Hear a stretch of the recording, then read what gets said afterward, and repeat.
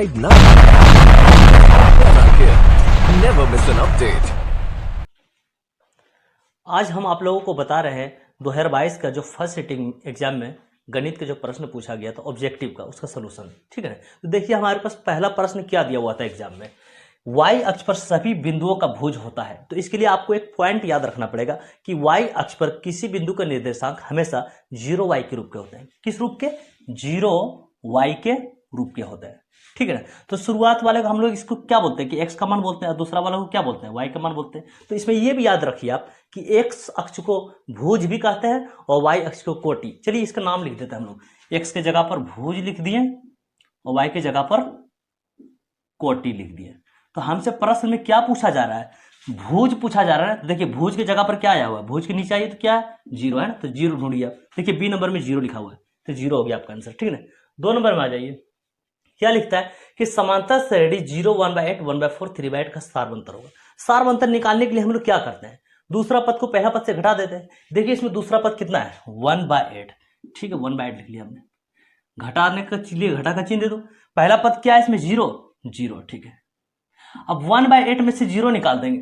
अच्छा 1/8 में से 0 निकाल रहे हैं, 0 एक भी पैसा तो नहीं है, तो 1/8 ना ही घटेगा ना ही बढ़ेगा। चलिए 1/8 ही लिखिए, ढूंढिए इसमें 1/8 कहां पर? देखिए a नंबर में है 1/8। ठीक है ना, क्लियर। 3 नंबर पर आ जाता है, क्या लिखता है इसमें? यदि समांतर श्रेणी का सामान्य पद 5n-7 है। सामान्य पद tn को बोलते हैं। सामान्य पद किसको बोलते हैं? tn बोलिए या तो nवां पद बोलिए, है ना।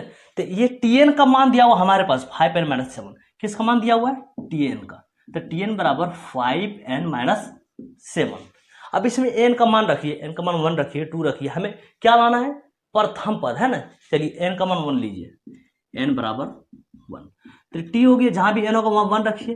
तो 5 × 1 - 7, ये हो जाएगा 5 का 5 -7। जब 5 में से 7 निकालिएगा तो माइनस कर दो। t1 है ना, t1 को ही तो प्रथम पद बोलते हैं। प्रथम पद बोलिए या t1 बोलिए या तो a का मान बोलिए। कितना आ गया? -2। चलिए -2 ढूंढिए कहां पर है? -2। देखिए डी नंबर में है, ये ऑप्शन सही हो गया। ठीक है ना, अब आगे बढ़ जाते हैं। 4 नंबर क्वेश्चन देखिए, बिंदु A और बिंदु B को मिलाने वाली रेखाखंड के मध्य बिंदु का निर्देशांक है ना। देखिए बिंदु A हो गया, ठीक है, बिंदु B हो गया, मध्य बिंदु का निर्देशांक हमसे पूछा गया। चलिए इसको P बोल दिए। ठीक है ना, A कितना दिया हमारे पास? 0.8 रखिए यहां पर आप, 0.8। और B पॉइंट कितना दिया हुआ आपके पास? -12 और 0। चलिए रखिए -12 और 0। ठीक है, अच्छा ये हम लोग जानते हैं ना, ये x1 होता है और ये होता है y1, ये होता है x2 और ये होता है y2। हमसे क्या पूछा गया? मध्य बिंदु। तो एक रेखाखंड के मध्य बिंदु का हम लोग निर्देशांक कैसे निकालते हैं? x बराबर फॉर्मूला होता है इसका x1 + x2/2 और y बराबर होता है y1 + y2/2। ठीक है ना, तो x1 + x2 बोले थे। देखिए इसमें पहला है, इसमें भी पहला है, जोड़ दीजिए और 2 से भाग दीजिए। x1 क्या हो गया? 0। x2 क्या हो गया? -12 बटा में 2 दीजिए, तो हो गया ना ये x1 का मान, x1 + x2/2। किसका निकल रहा है? ये x बराबर का निकल रहा है ना ये। तो चलिए 0 ± -12 नीचे 2, और 0 में से 12 घटाइए क्या आएगा? -12 आएगा, ये नीचे 2, 2 × 6 = 12। क्या आया आपके पास? -6। ठीक है ना, अब इसी तरह y का निकाल लीजिए। y का फॉर्मूला में क्या बताया था आपके पास कि y1 + y2/2। y1 देखिए इसमें दूसरा, अब y2 है इसमें दूसरा, फिर है ना, तो मतलब दूसरा को दूसरा से जोड़िए और 2 से भाग दीजिए, आंसर आ जाएगा आपके पास। y1 + y2, y1 हो गया 8 प्लस y2 हो गया आपके पास 0। ठीक ना, 2 से भाग दीजिए, और 0 जोड़ 8 कितना हो जाएगा? 8 ही होगा। नीचे कितना? 2, 2 × 4 = 8 बराबर 4। तो x का मान कितना आया? -6 और 4। इस प्रकार से मतलब -6 और 4। पहले x वाला लिखिएगा, उसके बाद y वाला लिखिए। अब ऑप्शन में देखिए कि -6 और 4 कहाँ लिखा हुआ है? देखिए तो 4 नंबर में, हाँ बी नंबर में लिखा हुआ है -6, 4। सही कर दीजिए। ठीक है ना, आंसर हो गया। चलिए 5 नंबर में क्या पूछा गया है कि यदि त्रिभुज के शीर्षों के निर्देशांक है ना, पॉइंट ए, पॉइंट बी और पॉइंट सी तीनों दिया हुआ आपके पास, तो केंद्रक का निर्देशांक होगा। केंद्रक का फॉर्मूला क्या होता है त्रिभुज का? सिंपल बता दीजिए, x बराबर x1 + x2 + x3/3 और y बराबर होता है y1 + y2 + y3/3। तो देखिए ऑप्शन में कहां मिल रहा है? देखिए यहाँ पर x1 + x2 + x3/3, y1 + y2 + y3/3। तो इसमें ऑप्शन आप सही कर दीजिए, डी नंबर। ठीक है ना, इसमें डायरेक्ट आपसे फॉर्मूला पूछा गया है।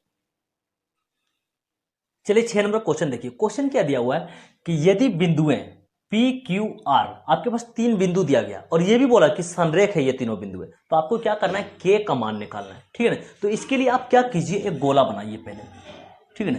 अब इस गोला में लिखिए 1 2 3, ठीक है ना। इस 1 2 3 के जरिए हम लोग क्या करेंगे, एक फॉर्मूला लिखेंगे, ठीक है ना। चलिए लिखते हैं x1, क्या लिखिए आप, x1, और अंदर लिखिए, जब अंदर जाएगा ना तो y के हिसाब से लिखिएगा। जब 1 लिख लिए तो अंदर y में लिखेंगे, तो 1 के आगे चलेगा 2, तो y2 माइनस y3, ठीक है। अब बाहर x1, अब बाहर में आएगा x2, चलिए प्लस का x2। देखिए जब 2 आ गया अंदर, 2 के बाद क्या आता है, देखिए 2 के बाद इस तरह से घूमिएगा, ठीक है। 2 के बाद क्या आ रहा है, 3 1, तो अंदर में y के हिसाब से लिखेंगे। 2 हो गया तो y3 माइनस y1, ठीक है। जब प्लस x2 हो गया तो x3 चलेगा आगे, प्लस का x3। जब 3 आ गया, देखिए 3 के बाद क्या आएगा, 1 2, अंदर लिखेंगे ना, तो 1 2 y के साथ होना चाहिए, तो 3 हो गया तो y1 माइनस y2 बराबर 0 कर लीजिए। तो 3 बिंदु जब संरेखी बोला जा रहा है, क्या का मान निकालने के लिए बोले, तो ये फॉर्मूला आप नोट कर लीजिएगा, ठीक है ना। इसके जरिए लिखिएगा तो आसान लगेगा। चलिए हम लोग मान रखना चालू करेंगे। ये मान जो होता है हमारे x1 होता है, और ये होता है y1, ये होता है x2, और ये होता है y2, और ये होता है हमारे पास x3, और ये होता है y3। चलिए अब मान रखते हैं हम लोग। x1 लिखा हुआ है, देखिए x1 का मान कितना दिया हुआ है, 2, चलिए रखिए यहाँ पर 2। उसके बाद अंदर क्या, y2 देखिए कितना दिया हुआ है, k, तो यहाँ पर रखिए आप k, माइनस y3 देखिए कितना दिया हुआ है, y3 माइनस का 3, ठीक है, तो रखिए आप यहाँ पर माइनस का 3, प्लस x2, देखिए x2 कितना दिया हुआ है, x2 दिया हुआ है 4, तो आप यहाँ रखिए 4। उसके बाद क्या, y3 कितना दिया हुआ, माइनस का 3, तो आप रखिए यहाँ पर माइनस का 3, सामने वाला माइनस लिखिए। उसके बाद y1 है, देखिए y1 कितना दिया हुआ है, 3 दिया हुआ है, तो 3 रखिए आप यहाँ पर, ठीक है, प्लस x3 है, देखिए x3 कितना है, 6 है, तो आप 6 लिखिए, इंटू y1 है, y1 कितना दिया हुआ है, 3, तो आप यहाँ पर रखिए 3, सामने माइनस है तो माइनस लीजिए। y2, देखिए y2 कितना दिया हुआ है, y2 दिया हुआ k, तो आप यहाँ पर रखिए k बराबर 0, ठीक है। मान हमने सेट कर लिया है, आगे बढ़ते हैं। 2 के सामने क्या देख रहे हैं, माइनस माइनस, डबल माइनस है, मिलकर बनेगा प्लस 3, प्लस 4, यहाँ पर तो गुना रहता है, गुना दीजिए। देखिए -3 कितना हो जाएगा, माइनस में 6 हो जाएगा, चलिए माइनस में 6 कर लीजिए, प्लस इसको गुना कर लीजिए, 6 तिया 18, सामने वाला माइनस है, माइनस लीजिए, 6 इंटू के, 6 कर दीजिए बराबर 0, ठीक है ना। और आगे बढ़ते हैं हम लोग, इसको गुना कर लीजिए, 2 इंटू के, 2k प्लस 2 तिया 6, देखिए इसके बीच में गुना है ना, तो इन दोनों को गुना कर लीजिए, 4 6 24, अकेला माइनस है इसलिए माइनस का 24, और प्लस का 18 माइनस का 6k बराबर 0, ठीक है। अब इसका हिसाब करिए, प्लस का 2k है और माइनस का 6k है, तो किसकी संख्या ज्यादा है, माइनस की संख्या ज्यादा है, इसलिए माइनस वाला बचेगा। कितना पीस बचेगा, जब 2k है और माइनस का 6k है, तो बचेगा हमारे पास माइनस का 4k, ठीक है। अब इसको देखिए, प्लस का 18 और प्लस का 6, तो प्लस का कितना हो जाएगा 24, प्लस का 24, और यहां देखिए पहले से दिया हुआ है माइनस का 24 बराबर 0, ठीक है ना। हम लोग ये भी तो जानते हैं कि जितना प्लस है उतना माइनस, ये तो खत्म हो गया, 24 घटा 24 ये तो 0 हो जाएगा, बचा हमारे पास क्या, सिर्फ माइनस का 4k। लिखिए माइनस का 4k बराबर 0, यहाँ पर गुना रहता है ना, चलिए तो k बराबर हो जाएगा 0,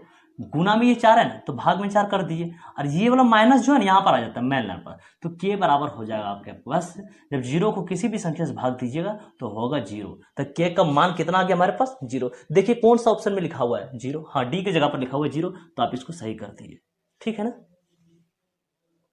7 नंबर क्वेश्चन देखिए, क्वेश्चन क्या दिया हुआ है, यदि त्रिभुज के शीर्ष, मतलब आपके पास त्रिभुज के तीनों शीर्ष दिए गए हैं और पूछा गया है इसका परिमाप, हमें क्या निकालना है, इस त्रिभुज से परिमाप निकालना है। देखिए हमने इसके लिए एक त्रिभुज बना दिया है और इसके तीनों शीर्ष को नोट कर दिए हैं, ठीक है ना।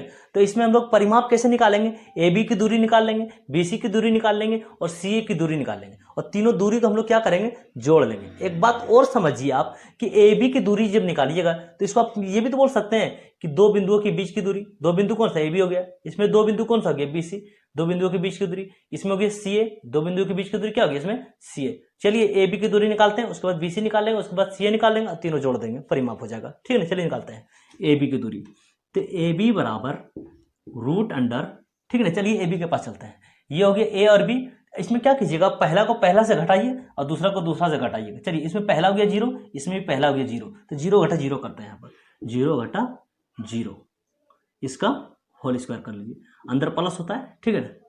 उसके बाद क्या किए, दूसरा को दूसरा घटा, इसमें दूसरा 4 है, इसमें दूसरा 0 है, तो 4 घटा 0 करिए, 4 घटा 0 का होल स्क्वायर, ठीक है ना। तो रूट अंडर, अच्छा 0 घटा 0 0 होगा, 0 का स्क्वायर 0 ही तो होगा, है ना। अच्छा 4 में से जब घटा देंगे 0 तो वही 4 होगा, 4 ही होगा ये, तो 4 का स्क्वायर, देखिए 4 का स्क्वायर, अब 4 का स्क्वायर 16 आता है, 16 बाहर निकलेगा 4 होगा, नहीं तो ये भी कर सकते हैं, आपके स्क्वायर से रूट कैंसिल, तो कितना बचा, 4 बचा, ठीक है। ए भी निकल गया, चलिए अब बीसी निकालते हैं हम लोग, बीसी रूट अंडर, चलिए बीसी के पास जाएंगे और वही करेंगे, पहला को पहला से घटाएंगे, दूसरा को दूसरा से घटाएंगे। चलिए बी और सी हो गया, पहला इसमें कितना है 0, इसमें पहला 3 है, तो 0 घटा 3, 0 घटा 3 का होल स्क्वायर प्लस दीजिए। चलिए दूसरा को दूसरा से घटाते हैं, इसमें दूसरा 0 है, इसमें भी दूसरा 0 है, तो 0 घटा 0 का होल स्क्वायर, ठीक है ना। तो रूट अंडर 0 में से 3 घटाइएगा वही -3 का स्क्वायर, है ना। अरे 0 में से 0 घटाइए वही 0, 0 स्क्वायर 0, इसको ढोने से क्या फायदा है 0, है ना।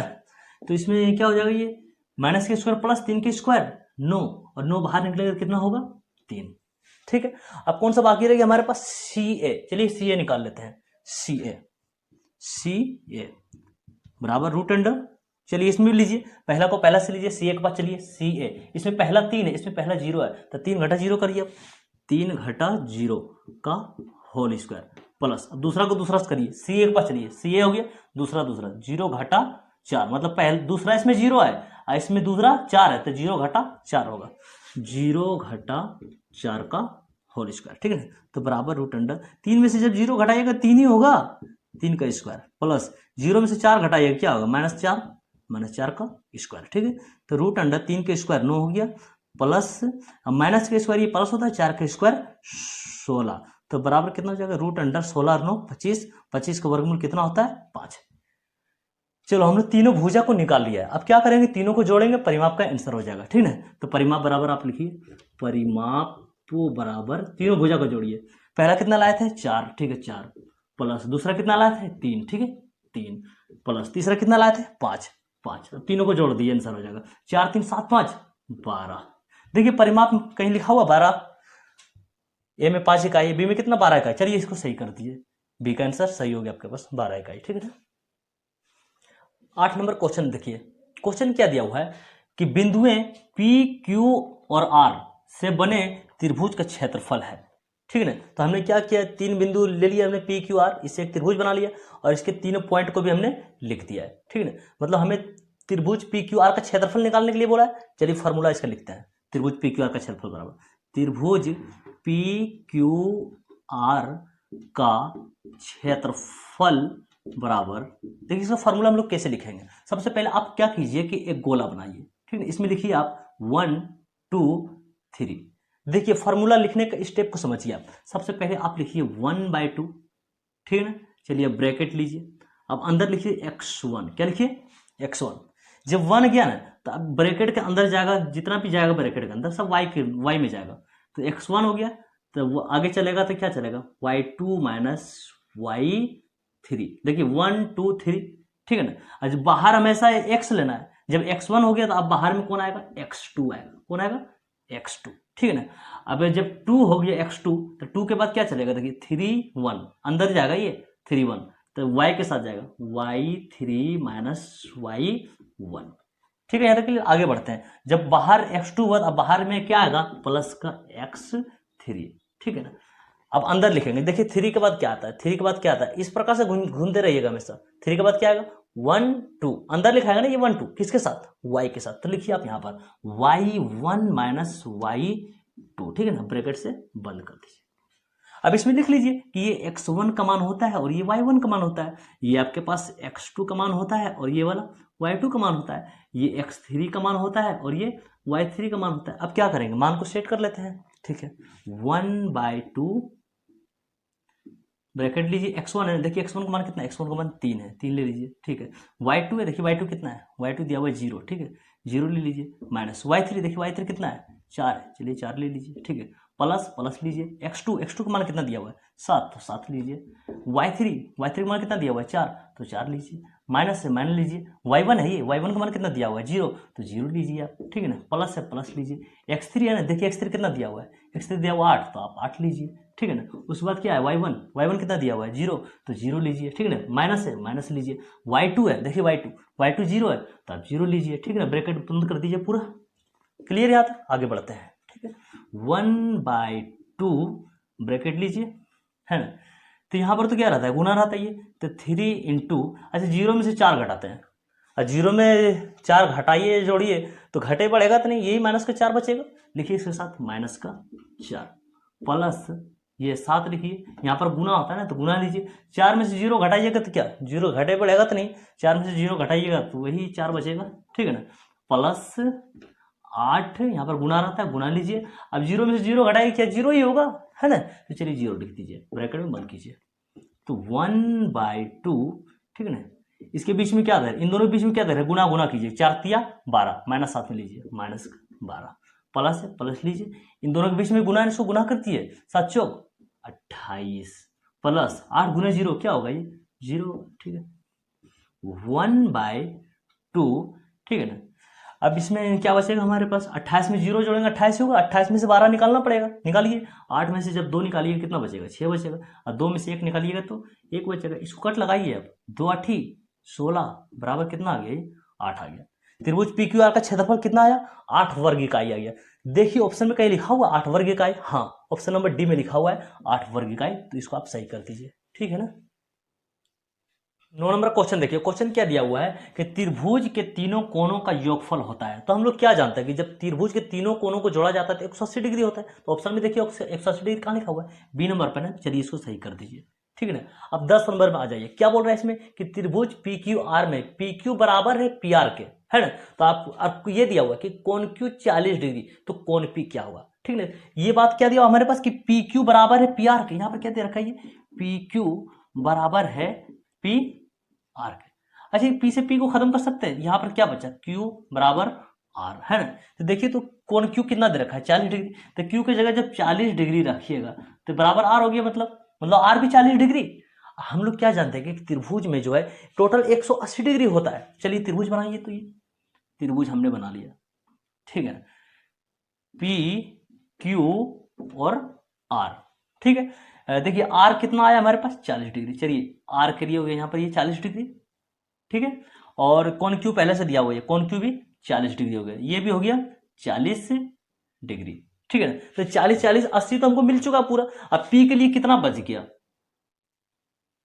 P के लिए कितना बचा 100 डिग्री बचा, क्योंकि 40 40 80 तो हो चुका है, टोटल होता है 180 डिग्री। तो P के लिए कितना बच गया 100 डिग्री। चलिए 100 डिग्री जहां पर है वहां पर उसको सही कर दीजिए, ठीक है ना।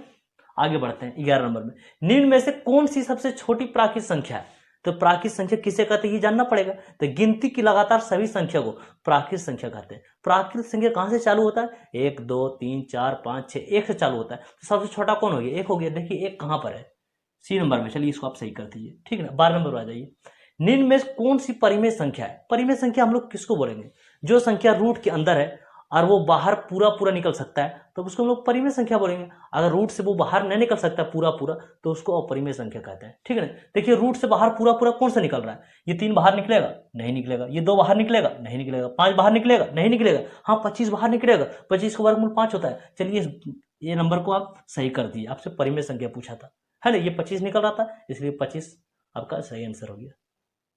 13 नंबर समझिए, निम्न में कौन सी अपरिमेय संख्या है। हम अपरिमेय का मतलब क्या बताएं कि वो रूट से पूरा पूरा बाहर नहीं निकल सकेगा। देखिए ये तो पहले से बाहर निकला हुआ है, 16 भी बाहर निकल जाएगा, 16 का वर्गमूल 4 होता है। ये 25 कीजिएगा तो 25 का वर्गमूल 5 हो जाएगा, इसमें 9 निकल जाएगा, क्या ये 27 निकलेगा, 27 का वर्गमूल निकलेगा, ये पूरा पूरा नहीं निकलेगा। इसलिए C नंबर को आप सही कर दीजिए, ठीक है ना। आगे बढ़ जाते हैं 14 नंबर क्वेश्चन समझिए, यदि P और Q 2 अभाज्य संख्याएं हैं तो उनका महत्तम समापता होगा। तो सबसे पहले आपको समझना पड़ेगा कि अभाज्य संख्या किसे कहते हैं।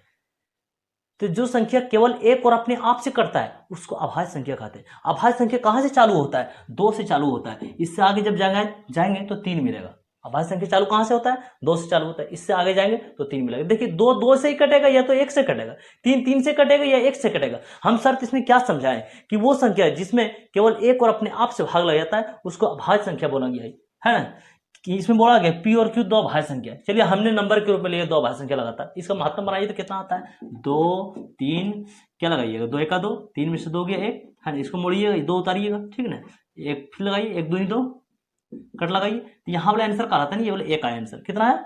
देखिए 1 जहां पर है उसका आप सही कर दीजिए, ऑप्शन ए में है ना, तो सही कर दिया हमने।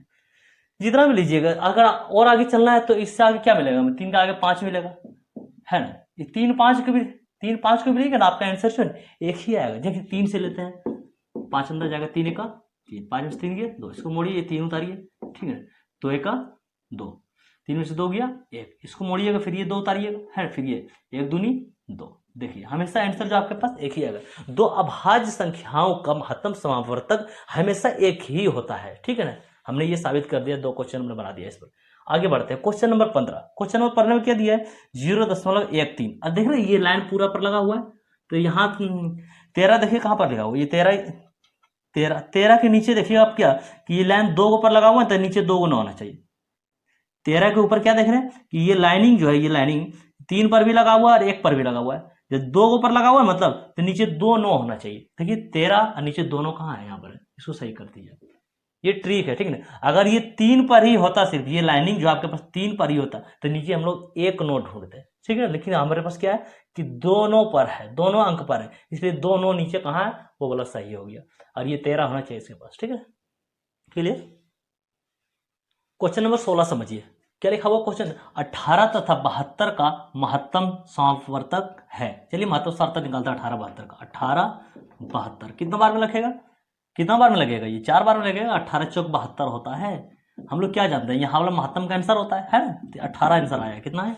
ए में 18 है, 18 लगा दीजिए निशान, ठीक है ना। चलिए 17 नंबर देखिए, √12 का परमेयीकरण है। √12 का क्या पूछा गया? परमेयीकरण। चलिए √12 लिखा हुआ है ना, √12, इसको आप ये भी तो लिख सकते थे, √4 तिया 12।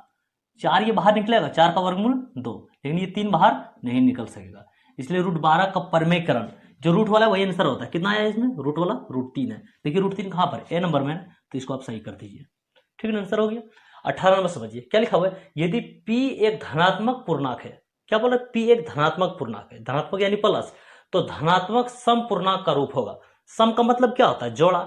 जोड़ा यानी 2 4 6 8। तो देखिए आपके पास जोड़ा कहां पर है? देखिए P + 1 तो जोड़ा नहीं होता है, इसके पास भी देखिए 1 है, ये तो जोड़ा नहीं होता है। पूरी तरह से जोड़ा कौन है? ये 2P।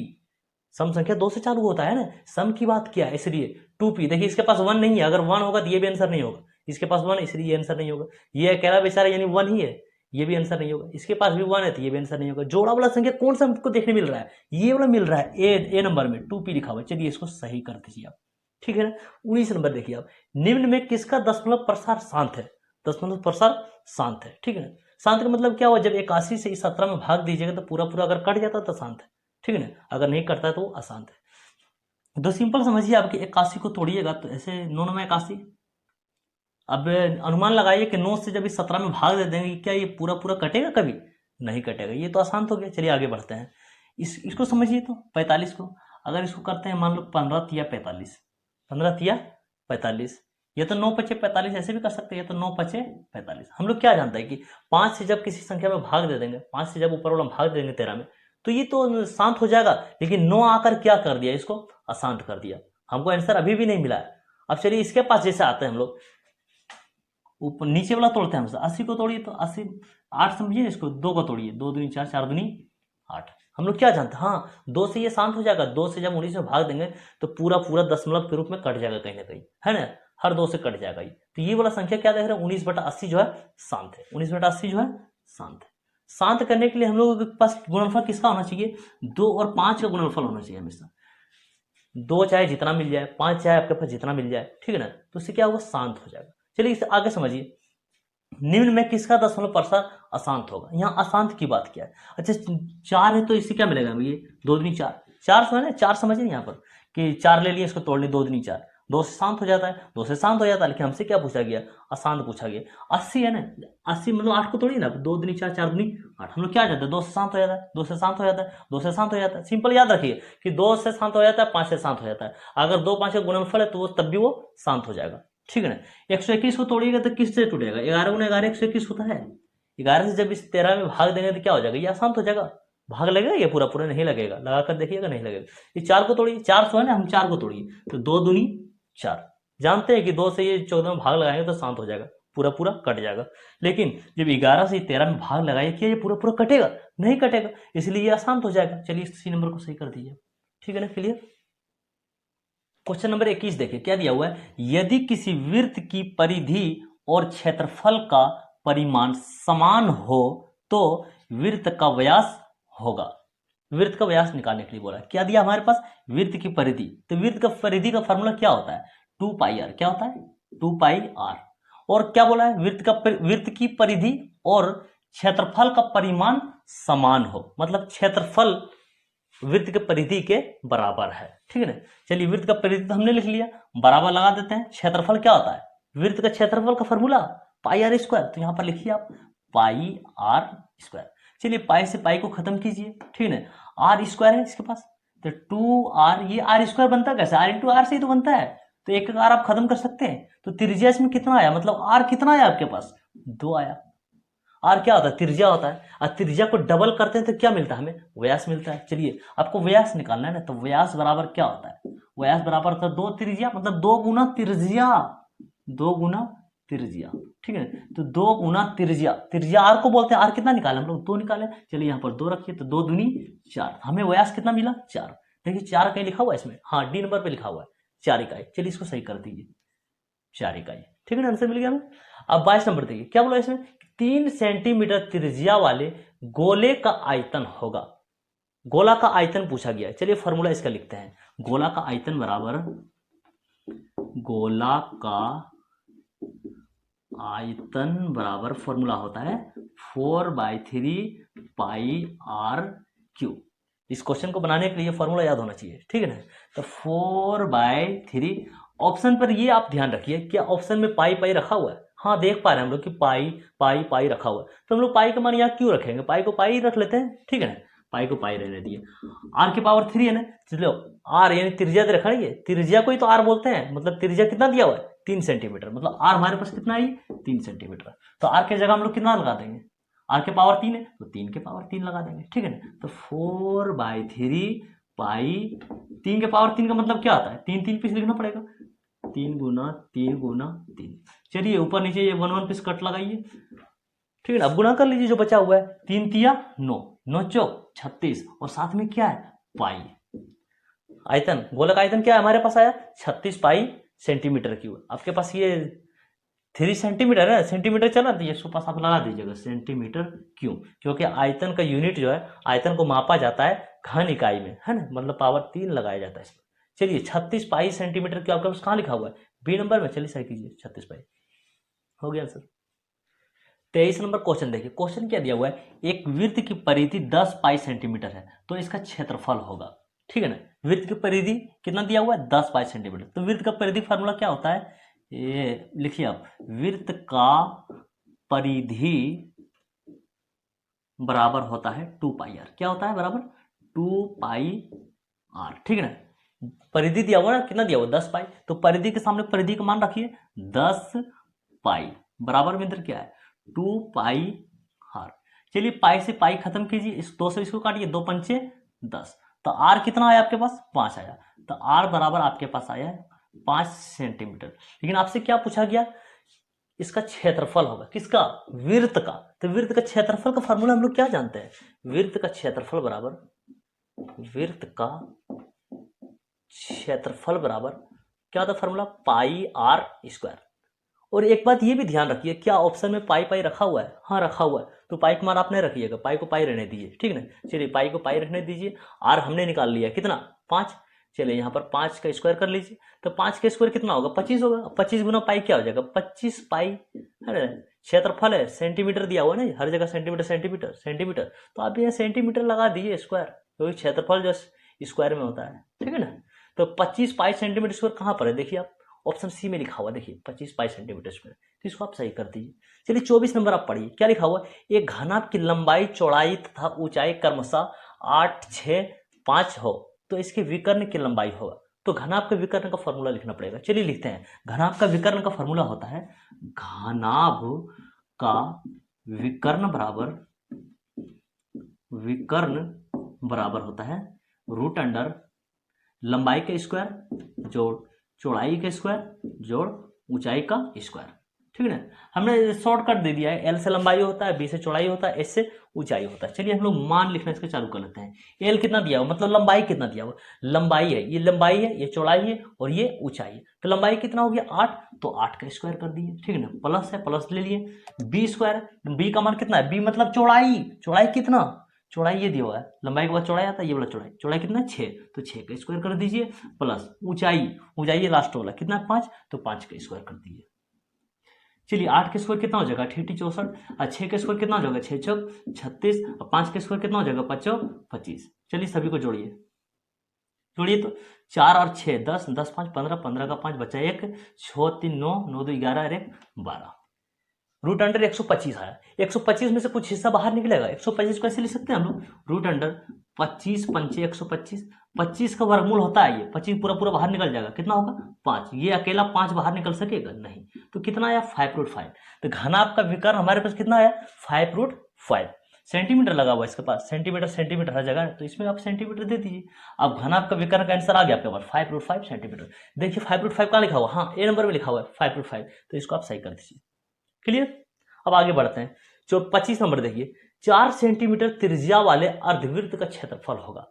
अर्धवृत्त का क्षेत्रफल पूछा गया है, तो अर्धवृत्त का फॉर्मूला आप लिखना पड़ेगा हमें। तो अर्धवृत्त का फॉर्मूला क्या होता है, अर्धवृत्त का फॉर्मूला होता है पाई आर स्क्वायर, तो पूरा वृत्त का फॉर्मूला होता है अर्धवृत्त, यानी आधा वृत्त पूछा गया, आधा वृत्त का क्षेत्रफल, तो क्षेत्रफल को आधा कर दिए। आधा किससे होता है 2 से होता है। ठीक है ना, इसके नीचे 2 लगा दिए, तो किसका क्षेत्रफल हो गया अर्धवृत्त का क्षेत्रफल, यहां लिख दिए अर्धवृत्त, क्या हो गया ये अर्धवृत्त का क्षेत्रफल। ठीक है ना, ऑप्शन में देखिए क्या पाई नहीं रखा हुआ इस बार, है ना, तो पाई का मान हमें लेना पड़ेगा। चलिए पाई का मान ले लेते हैं 22/7। इसके नीचे कितना है 2, तो 2 रहने दीजिए ये। उसके बाद क्या है आर स्क्वायर है, तो आर का मान कितना हमारे पास 4 सेंटीमीटर त्रिज्या को ही तो आर बोलते हैं, आर कितना है 4 है, तो आर स्क्वायर है। चलिए 4 का स्क्वायर ले लीजिए। ठीक है ना, चलिए इसको सोल्व करते हैं। तो 22 गुना 4 के स्क्वायर 16, और नीचे कितना है 7 गुना 2। चलिए काटना चालू कीजिए, इसको हटाता होगा 2 8 16। अब कुछ कटेगा, 7 के पार में 22 नहीं होता है, 8 भी नहीं होता है। चलिए ऊपर ऊपर गुना कर लीजिए। अब 22 गुना 8, 22 गुना 8, और नीचे कितना बचा हुआ है 7, गुना करिए। 8 दूनी 16 का 6 बचा है, 8 दूनी 16 अरे 17, 176, और नीचे कितना आया 7। तो देखिए 176/7 कहीं लिखा हुआ है, हाँ डी नंबर में लिखा हुआ है 176/7 सेंटीमीटर स्क्वायर। चलिए इसको आप सही कर दिए, डी ऑप्शन आपका।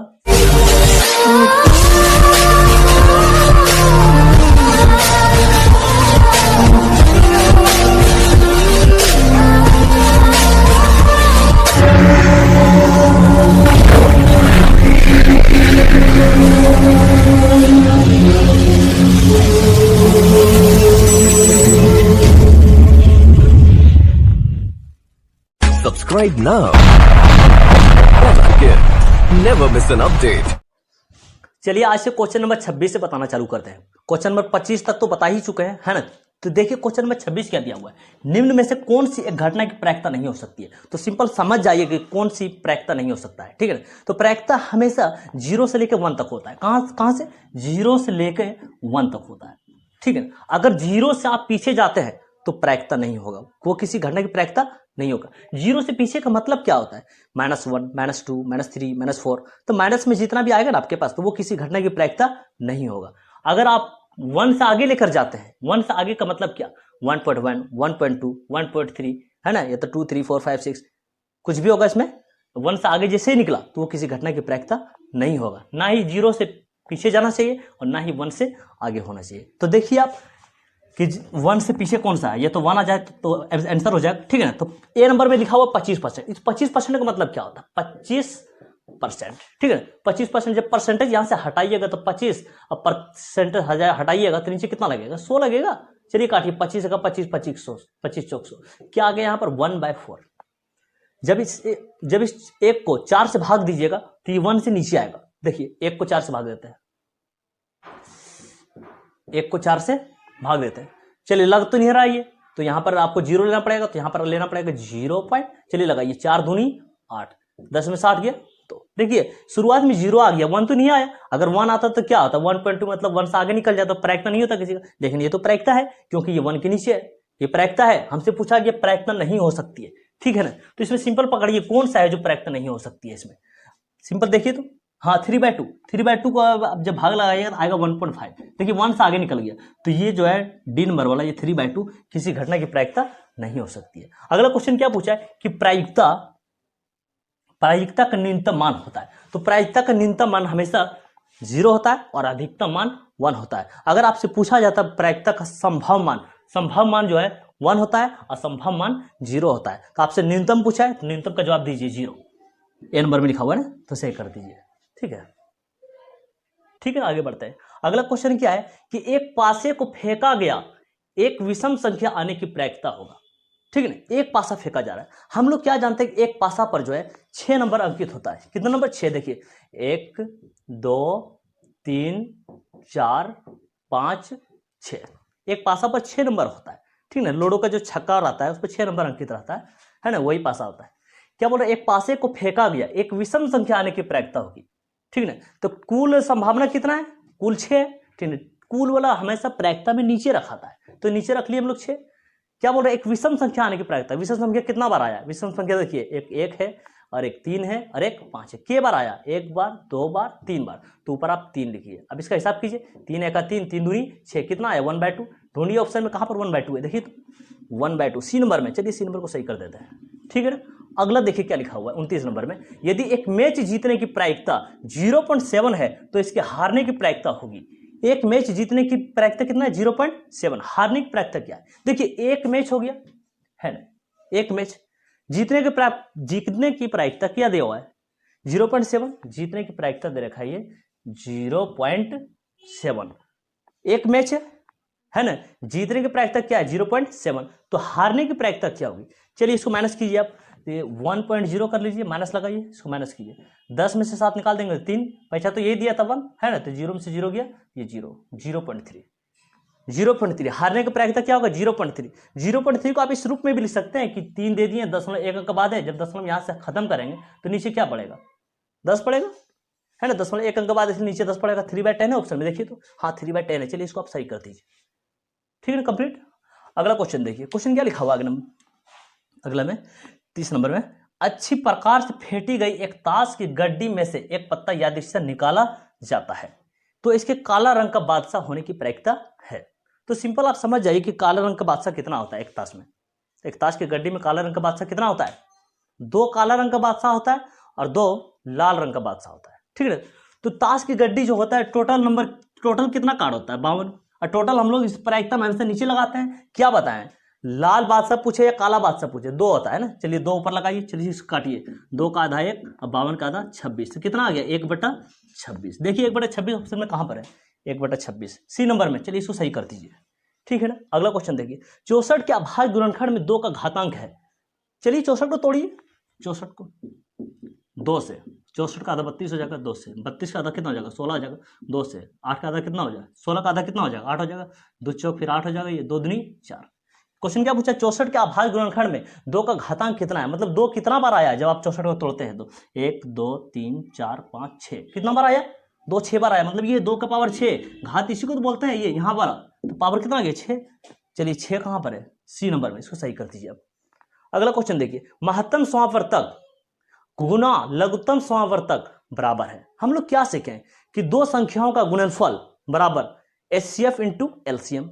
2 संख्या का गुणनफल बराबर HCF गुना एलसीएम। 2 संख्या हमारे पास क्या दिया हुआ है? ये P और Q, ये पहला संख्या हो गया और ये दूसरा संख्या हो गया। तो हम लोग कर देते हैं कि यहां पर दे दिया क्या? महत्तम समावर्तक यानी ये HCF और लघुत्तम समावर्तक यानी ये LCM। तो HCF गुना LCM बराबर क्या होता है? 2 संख्या को गुणनफल। 2 संख्या हम क्या बोले? पहला संख्या ये, दूसरा संख्या ये, 2 संख्या गुणनफल मतलब ये P गुना Q। ढूंढिए P गुना Q कहां पर है? ए नंबर में। चलिए सही कर दीजिए इसको। ठीक है ना, अगला देखिए 33 नंबर, किसी बहुपद की घात होती है तो किसी बहुपद की घात हमेशा, देखिए भिन्न संख्या नहीं होगी, भिन्न का मतलब होता है बट्टा, बहुपद का घात जो है कभी भी बट्टा में नहीं होता है। ऋण संख्या, ऋण का मतलब होता है माइनस, बहुपद का घात जो है कभी भी माइनस में नहीं होता है। पूर्ण संख्या, पूर्ण संख्या का मतलब होता है पूरा पूरा संख्या, मतलब 1 2 3 4, उसके बाद ना ही दशमलव होगा ना ही बट्टा होगा। तो यही आपका आंसर सही हो जाएगा सी नंबर में। किसी बहुपद की घात हमेशा एक पूर्ण संख्या होती है। ठीक है ना, कंप्लीट। क्वेश्चन नंबर 34 देखिए, ठीक है ना। क्वेश्चन क्या दिया हुआ है, बहुपद a x square plus b x plus c a बराबर नहीं 0 का आलेख होता है। तो इसमें आप याद रखिएगा कि एक द्विघात बहुपद का आलेख हमेशा परवलय होता है। तो देखिए कौन सा ऑप्शन में परवलय लिखा हुआ है, हाँ बी में लिखा हुआ है, तो बी को आप सही कर दीजिए। ठीक है ना। 35 नंबर क्वेश्चन देखिए, शून्यक 2 8 वाले बहुपदों की संख्या होगी। तो इसमें भी आप याद रखिएगा कि कभी भी आपके पास 2 शून्यक दिया हुआ रहे और आपसे बहुपदों की संख्या पूछा जाए तो उसका आंसर हमेशा अनगिनत लगाइएगा। क्या लगाइएगा, अनगिनत। डी पे लिखा हुआ है ना, तो चलिए इसको सही कर दीजिए आप। ठीक है ना। आपके पास 2 8 की जगह 3 4 6 8, सिंपल याद रखिएगा, 2 शून्यक है, बहुपदों की संख्या पूछ रहा है तो आंसर अनगिनत होगा। ठीक है।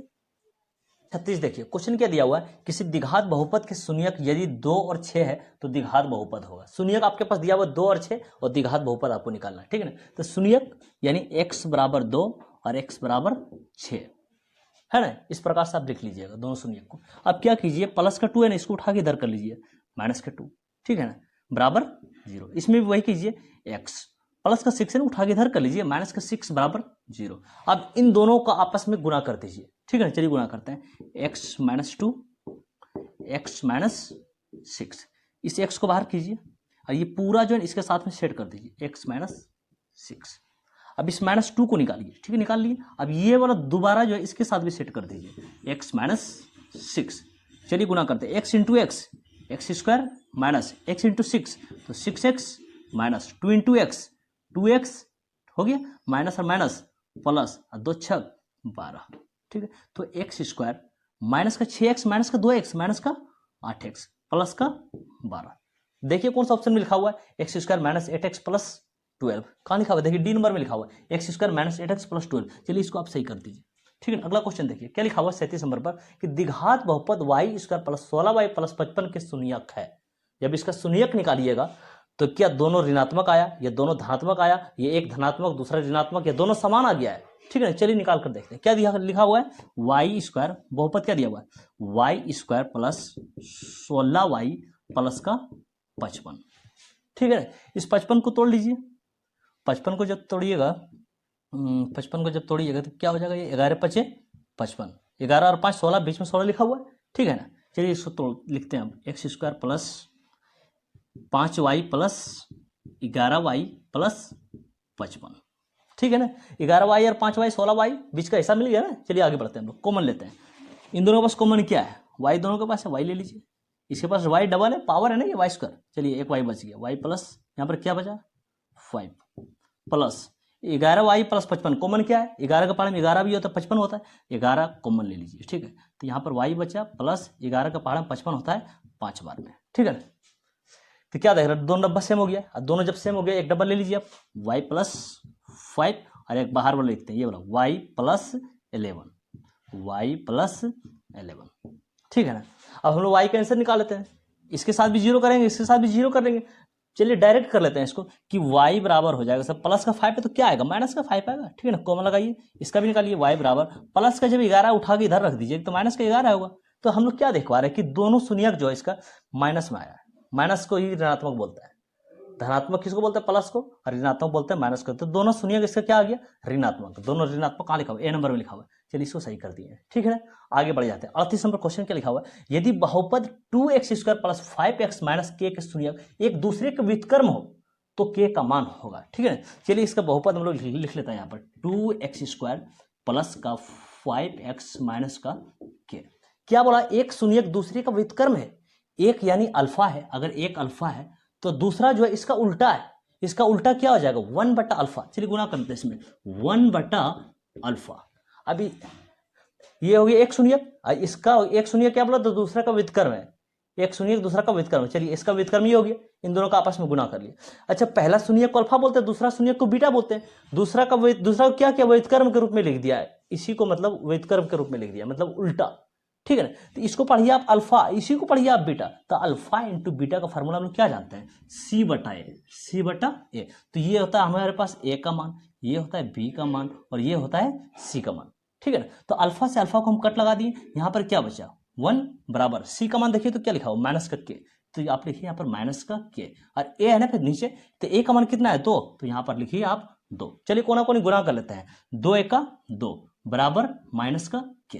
तो माइनस जो है ना इस के पास ना रहेगा, जो भी ले रहा है आपके पास एक्स वाई जेड या के रहे, तो माइनस जो है नंबर के साथ में आ जाता है, तो के बराबर हम लोग कितना लिखेंगे माइनस का 2, ठीक है। देखिए ऑप्शन में आपके पास कहाँ लिखा हुआ है माइनस का 2, के का मान पूछा था ना, तो के का मान हमने निकाला माइनस का 2। देखिए माइनस 2 कितना कहाँ लिखा हुआ है, बी नंबर में लिखा हुआ है। चलिए बी नंबर को हमने सही कर दिया है, आगे बढ़ जाते हैं। यदि पी एक्स बराबर x square plus 5x minus 12 बराबर यदि पी एक्स बराबर x square plus 5x minus 12, तो P1 का मान है, क्या पूछ रहा है P1 का मान है। तो चलिए Px हम लोग पहले लिख लेते हैं यहाँ पर किनारे, Px बराबर दिया हुआ है एक्स स्क्वायर प्लस का 5x माइनस का 12, ठीक है। और हमसे मान किसका निकालने बोला है P1, इसको पढ़ सकते हैं ये Px मतलब x के जगह पर 1 दे दिया है, Px पढ़िए, x के जगह पर क्या लिखा हुआ है 1, तो P हो गया P, और x जहां भी x है वहां हम लोग क्या सेट कर देंगे 1, ठीक है ना। x यहाँ पर है तो 1 सेट कर दिए, 1 का स्क्वायर प्लस 5 यहाँ पर गुणा रहता है ना, गुणा लीजिए, x की जगह पर 1 माइनस का ये 12, अच्छा 1 के स्क्वायर 1 होगा प्लस 5 का 5 और माइनस का 12, इसको जोड़िए 5 और 1 6 माइनस का 12, 6 में से 12 निकालिए कितना बचेगा माइनस का 6। देखिए ऑप्शन में माइनस का 6 कहाँ लिखा हुआ है, सी नंबर पे लिखा हुआ है, तो इसको आप सही कर दीजिए माइनस का 6, ठीक है ना।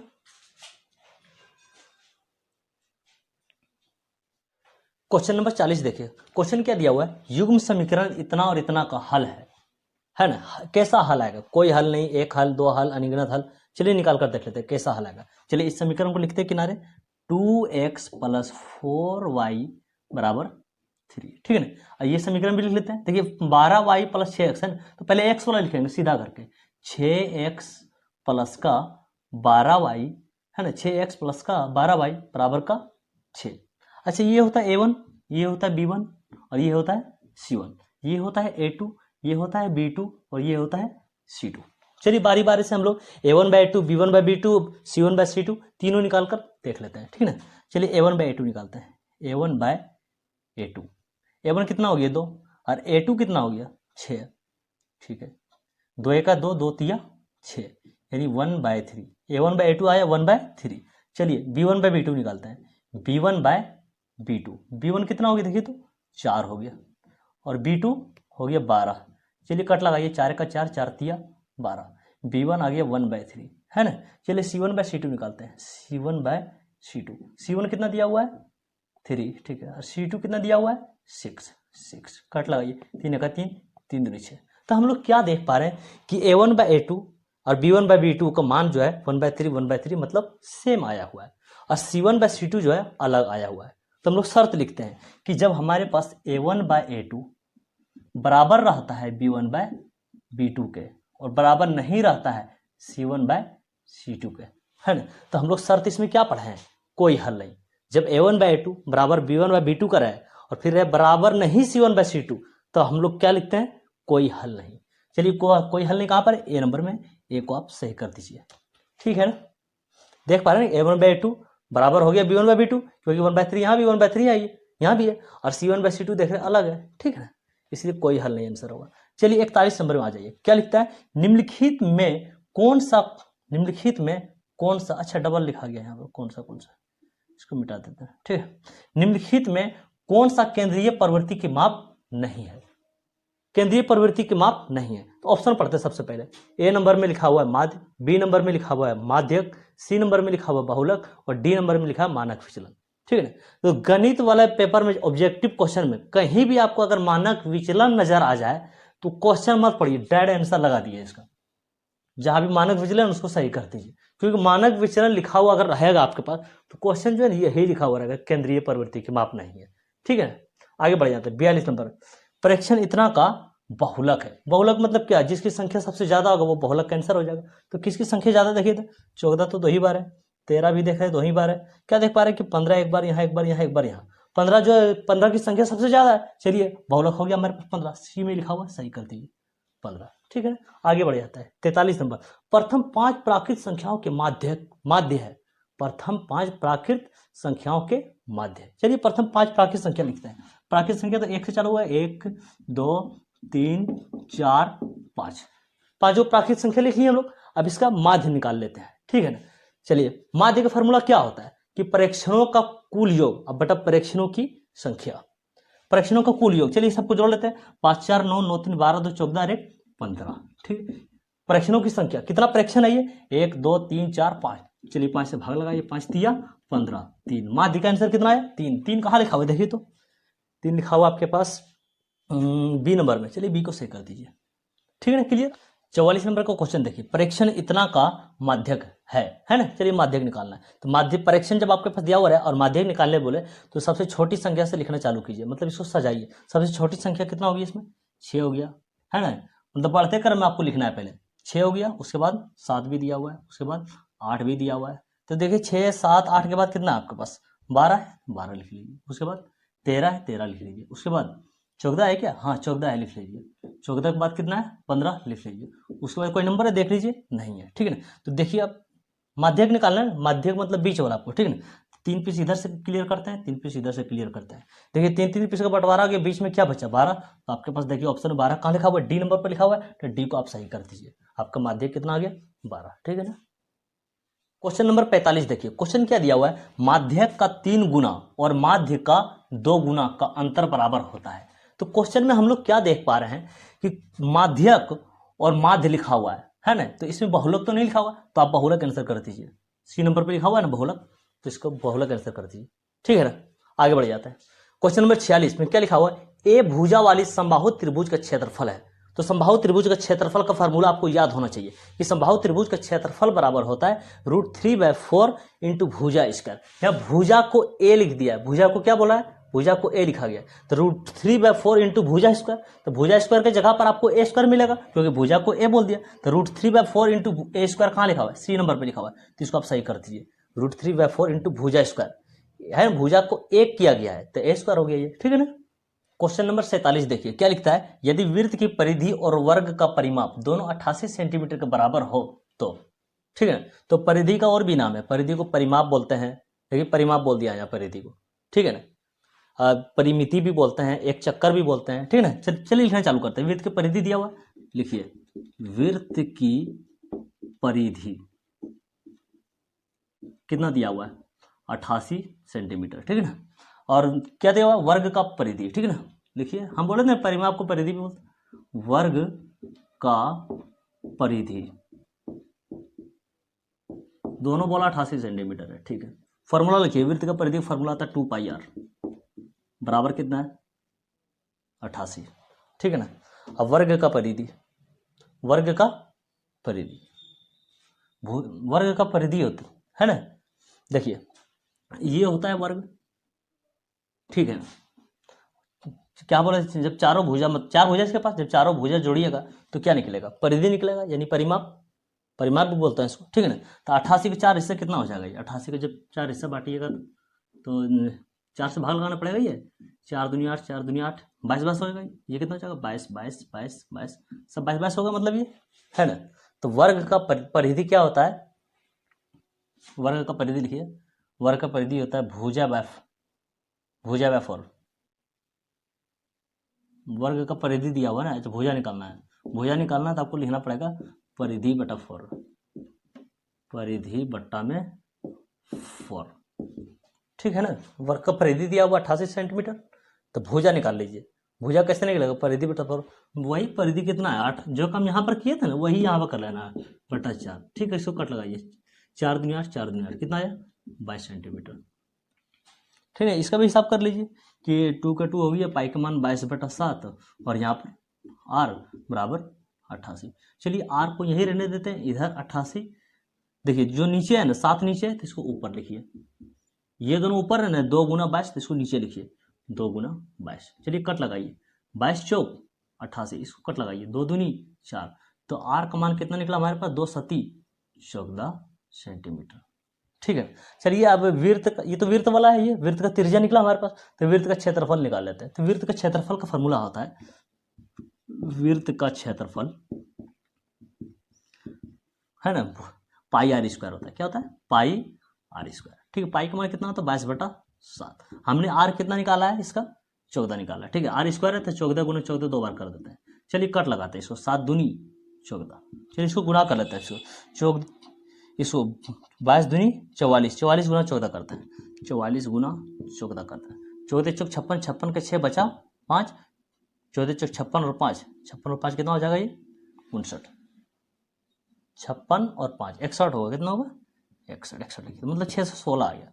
इसका जब हम लोग क्षेत्रफल निकालें तो 616 सेंटीमीटर स्क्वायर आया। ठीक है ना। अब इसका क्षेत्रफल निकालते हैं, वर्ग का क्षेत्रफल। वर्ग का क्षेत्रफल का फॉर्मूला क्या होता है? भुजा स्क्वायर। भुजा कितना है निकाला हमारा? 22। ठीक है, तो 22 का स्क्वायर कर लीजिए। अब 22 का स्क्वायर होता है 484। तो देखिए कौन बड़ा है? वृत्त वाला देख रहा बड़ा है, 484 जो है, ये वर्ग का क्षेत्रफल जो है छोटा है। तो हम लोग क्या लिखेंगे? वृत्त का क्षेत्रफल है ना, उसके बाद लिखते हैं वर्ग का क्षेत्रफल। बड़ा कौन है? वृत्त का क्षेत्रफल। तो जो बड़ा रहता है ना, इसका मुंह जो है उधर ही घुमा दिया जाता है। देखिए तो कौन सा ऑप्शन में लिखा हुआ है? वृत्त का क्षेत्रफल। हाँ, ये बड़ा है वर्ग का क्षेत्रफल से बड़ा है। सी नंबर सही कर दीजिए आप। ठीक है। 48 नंबर का क्वेश्चन देखिए। क्वेश्चन क्या दिया हुआ है? यदि किसी घन का प्रत्येक किनारा a इकाई हो तो उसका विकर्ण होगा, है ना। तो इसके लिए आपको घन का विकर्ण का फॉर्मूला याद होना चाहिए। तो घन का विकर्ण का फॉर्मूला होता है √3 गुना भुजा। भुजा को a बोल दिया है, ठीक है ना। तो √3 देखिए कहाँ पर है? तो यहाँ पर देखिए √3 यहाँ पर है ना, और भुजा को क्या बोला? a। तो √3 गुना भुजा यही हो गया। तो इसको आप सही कर दीजिए, ए नंबर वाला। ठीक है ना, आगे बढ़ जाते हैं। 49 नंबर क्वेश्चन में क्या लिखा है? त्रिज्या r तथा ऊंचाई h। देखिए बड़ी r और बड़ी h लिया है, ठीक है ना। त्रिज्या r और ऊंचाई h वाले एक लंबवृत्तीय शंकु का आयतन होगा। तो इसको बनाने के लिए आपको शंकु का आयतन का फॉर्मूला याद होना चाहिए। शंकु का आयतन का फॉर्मूला क्या होता है? 1/3 पाई आर स्क्वायर एच। हम r और h को बड़ा वाला चुनेंगे, 1/3 पाई आर स्क्वायर एच। देखिए तो कहाँ है? बड़ा वाला एकदम 1/3 पाई बड़ा वाला r बड़ा वाला h है ना, 1/3 पाई आर स्क्वायर एच। चलिए इसको सही कर देते हैं, बी नंबर वाले। ठीक है ना। अब आ जाते हैं क्वेश्चन नंबर 50 पर। क्या लिखता है? यदि दो वृत्तों का क्षेत्रफल का अनुपात 4:25 है तो उनकी त्रिज्याओं का अनुपात होगा। क्षेत्रफल का अनुपात दिया हुआ है और पूछा किसका है? त्रिज्या का अनुपात। अच्छा, क्षेत्रफल का यूनिट मतलब क्षेत्रफल को मापा जाता वर्ग इकाई में। तो सिंपल ये सोचिए, अगर क्षेत्रफल जब दिया हुआ है ना, तो 4 किसका वर्ग है? 2 का। और 4 किसका वर्ग है? 2 का। और 25 किसका वर्ग है? 5 का। तो 2 5 कहाँ है? देखिए तो डी नंबर पे लिखा हुआ, देखिए डी नंबर पे 2 5। 4 किसका वर्ग है? 2 का। 25 किसका वर्ग है? 5 का। ठीक है। अगर आपसे पूछा है, अगर आपके पास दिया हुआ रहता है त्रिज्या का अनुपात 2:5 है ना, तो आपसे पूछा जाता है क्षेत्रफल, तो क्या करते हैं? 2 का वर्ग 4, 5 के वर्ग 25, वापसी चले जाते हैं। ठीक है ना। इसी तरीके से आप सोल्व कीजिएगा। ठीक है।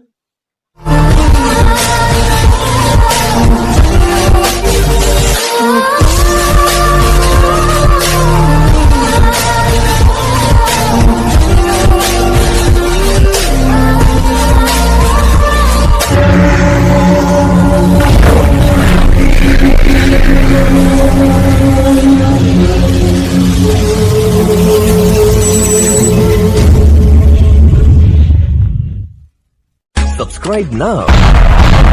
Bell icon. Never miss an update. चलिए आज से क्वेश्चन नंबर 51 से बताना चालू करते हैं। तो क्वेश्चन हमारे पास क्या दिया हुआ है 51 नंबर में? यदि थीटा तथा फाई पूरक कोण है तो, है ना, तो कौन सा आपस में बराबर होगा? ठीक है ना। तो सबसे पहले हमें जानना पड़ेगा कि पूरक कोण किसे कहते हैं। तो जान लीजिए कि पूरक कोण किसको बोलते हैं। जब दो कोणों को जोड़ते हैं और जोड़ने के बाद 90 डिग्री हो जाता है, तब उन दोनों कोणों को एक दूसरे का पूरक कोण कहते हैं। उदाहरण के तौर पर 42 डिग्री और 48 डिग्री को ले लीजिए, जोड़िए तो 90 डिग्री होता है। तो 42 और 48 को एक दूसरे का पूरक कोण कहते हैं। ठीक है ना। तो देखिए इसमें आंसर कौन सा होता है। ऑप्शन ए में क्या देख रहे हैं कि कॉस कॉस लिखा हुआ है। ऑप्शन बी में क्या देख रहे हैं कि सेक कोसेक लिखा हुआ है। ऑप्शन सी में क्या देख रहे हैं कि साइन साइन लिखा हुआ है। और डी में क्या देख रहे हैं? टेन टेन लिखा हुआ है। तो जिसमें चेंज है ना जो, तो वही उठा लीजिए आप। क्या देख रहे हैं? सेक के साथ कोसेक है ना, तो इसी को आप उठा लीजिए। सेक थीटा बराबर कोसेक फाई। ठीक है ना। तो सेक थीटा को रहने दीजिए, इसको चेंज कीजिए कोसेक फाई। इसको लिख सकते हैं हम लोग ये सेक 90 - 5 सेक 90 माइनस 5 क्या बनेगा, कोसेक 5, ठीक है।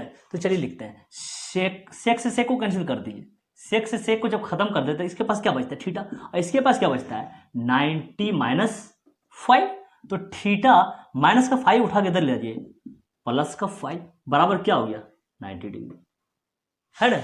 देखिए जब दोनों को जोड़े हैं तो क्या आया 90 डिग्री, ठीक है ना। तो ये आपस में मतलब बराबर है, इसको आप सही कर दीजिए बी नंबर वाले को, ठीक है ना। आगे बढ़ जाते हैं, क्वेश्चन नंबर 52 देखिए, sine square 75 degree plus sine square 15 degree बराबर। तो सिंपल इसमें लॉजिक बता देते हैं आपको कि बीच में प्लस रहे और इन दोनों को जोड़ने पर 90 डिग्री हो जाता है तो उसका आंसर जो है 1 होता है।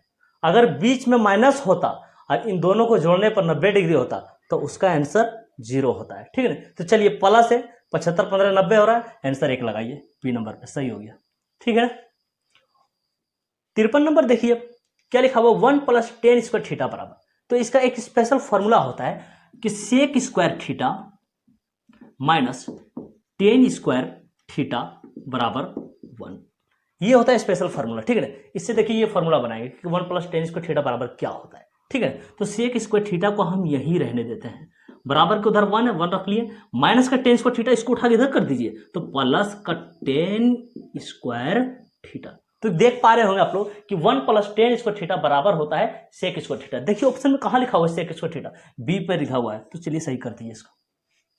54 नंबर देखिए 2 है ना, 2 लिखा हुआ है तो 2 आप लिखिए, ठीक है ना। यहां पर तो गुना रहता है ना, ये यहां पर गुना रहता है तो गुना लिखिए। इसको पढ़िए तो sine square alpha plus cos square alpha, तो क्या किया थीटा के जगह पर अल्फा लिख दिया, ये तो sine square alpha plus cos square alpha बराबर क्या होता है 1 होता है। तो 2 1 2, देखिए 2 कहां लिखा हुआ है सी नंबर पे लिखा हुआ है, इसको आप सही कर दीजिए। क्वेश्चन नंबर 55 देखिए कि 5 cosec square theta minus 5 coat square theta बराबर। तो क्या देख रहे हैं कि दोनों के पास 5 5 है ना, तो 5 5 है तो 5 कॉमन ले लीजिए आप, ठीक है 5 कॉमन ले लिए, तो इसके पास क्या बचेगा कोसेक स्क्वायर थीटा और इसके पास क्या बचेगा कोट स्क्वायर थीटा। इसका एक फॉर्मूला होता है कि cosec square theta minus cot square theta बराबर 1 होता है। तो चलिए 1 लिख लीजिए इसमें, ठीक है। तो 5 1 5, देखिए कहां पर लिखा हुआ है 5, बी नंबर पे लिखा हुआ है, चलिए इसको सही कर दीजिए। 56 नंबर आ जाइए, क्या लिखा हुआ यदि 3 अल्फा बराबर 180 डिग्री तो कोस अल्फा बराबर, ठीक है क्या लिखा हुआ 3 अल्फा बराबर 180 डिग्री। ये गुना में नहीं है, अल्फा का अल्फा ये रहने दीजिए, 180 गुना में भाग में लेकर चलिए 3, तो इसको काटिए, 3 6 18, ये 0 बचा हुआ है, तो अल्फा बराबर कितना आ गया 60 डिग्री।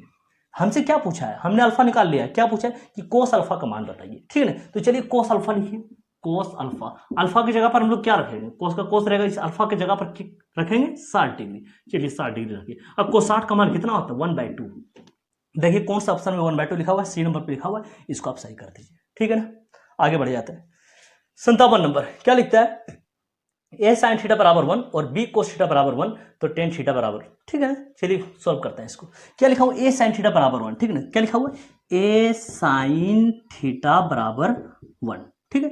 अच्छा यहाँ पर तो गुना रहता है तो साइन थीटा को यही रहने देते हैं, तो बराबर 1 गुना में है तो इसको उठाकर भाग में ले आइए, तो साइन थीटा क्या निकाले 1/, अब इसको उठाइए बी कोस थीटा बराबर 1 लिखा हुआ है तो लिखिए बी कोस थीटा बराबर 1, ये तो गुना में रहता है तो कोस थीटा को यही रहने देते हैं, बराबर 1 गुना में बी है ना तो भाग में ले आइए, भाग में बी, तो साइन का मान आया 1/, और कोस का मान आया 1/b। हमें क्या पूछा है टेन थीटा, चलिए टेन थीटा का फॉर्मूला लिखते हैं। तो टेन थीटा का फॉर्मूला क्या होता है साइन थीटा बटा कोस थीटा, लिखिए साइन थीटा बटा कोस थीटा, है ना। तो साइन थीटा यहाँ पर साइन थीटा क्या मान रखिए, यहाँ पर साइन थीटा क्या निकाले 1/a, तो रखिए आप 1/a, ठीक है। नीचे कोस थीटा है तो कोस थीटा क्या निकाले 1/b, तो यहाँ पर रखिए आप 1/b, ठीक है ना, बराबर लगाइए।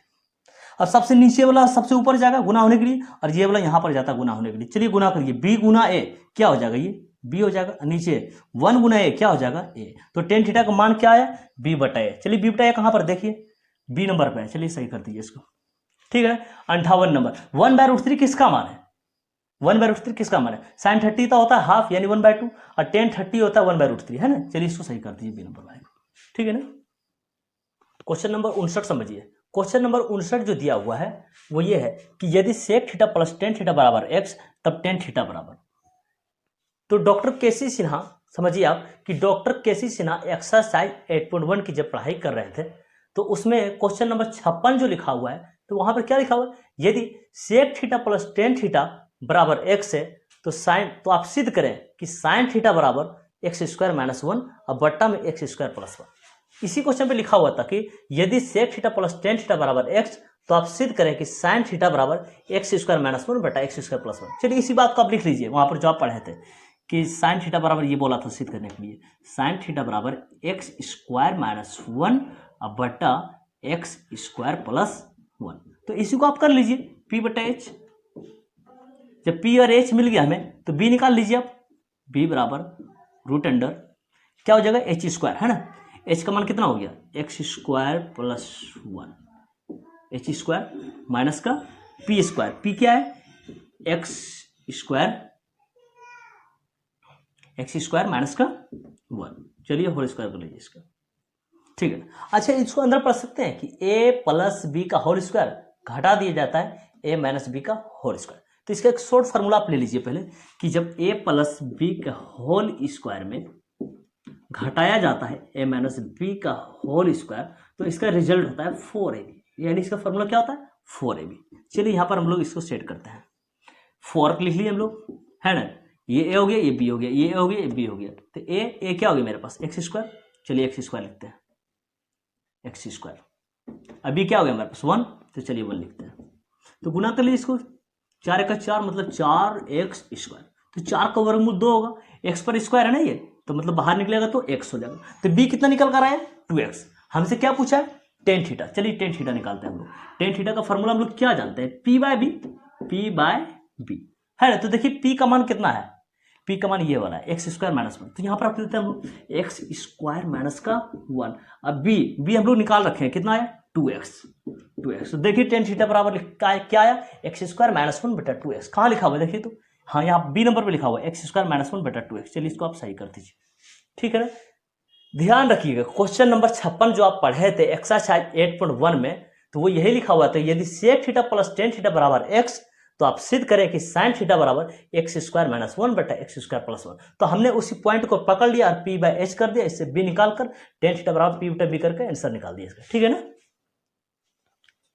क्वेश्चन नंबर 60 देखिए, क्वेश्चन क्या दिया हुआ है कि sine square five plus one बटा one plus tan square five बराबर क्या होगा, ठीक है। तो लिखिए आप साइन स्क्वायर फाइव है, तो लिखिए आप sign square five plus one बटा क्या लिखा हुआ है one plus tan square five, ठीक है ना। चलिए सॉल्व करिए, sign square five plus one बटा नीचे वाला पढ़िए तो one plus tan square five, मतलब थीटा के जगह पर फाइव लिख दिया है तो इसको one plus tan square theta बोल सकते हैं ना। तो one plus tan square theta का फॉर्मूला होता है सेक स्क्वायर थीटा। तो चलिए आप यहाँ पर लिख देते हैं सेक स्क्वायर फाइव, थीटा के जगह पर फाइव है तो फाइव लिखिए, तो साइन स्क्वायर फाइव प्लस, अच्छा इसको पढ़ सकते हैं वन बटा सेक स्क्वायर थीटा, फाइव को थीटा बोल दे रहे हैं, ठीक है ना। तो वन बटा सेक स्क्वायर थीटा का फॉर्मूला क्या होता है कोस स्क्वायर थीटा। तो लिखिए कोस स्क्वायर थीटा की जगह फाइव लिखिए। अब इसको पढ़िए कि sine square five plus cos square five, अब पढ़ चुके हैं ना कि sine square theta plus cos square theta बराबर वन होता है। तो चलिए आप वन लिखिए कि sine square five plus cos square five बराबर वन, तो ए ऑप्शन पे लिखा हुआ सही कर दीजिए, ठीक है। क्वेश्चन नंबर 61 पर आ जाते हैं, क्या लिखा हुआ है यदि समांतर श्रेणी का सामान्य पद 13 माइनस 2n है ना, 13 माइनस 2n है तो इसका सार अंतर होगा। सार अंतर निकालने के लिए बोला ये जो सामान्य पद लिखा हुआ है ना, तो सामान्य पद बोलते हैं टीएन को, किसको बोलते हैं टीएन को। तो ये टीएन बराबर दिया हुआ आपके पास, तो लिख लीजिए आप कि टीएन बराबर 13 माइनस 2n, ठीक है।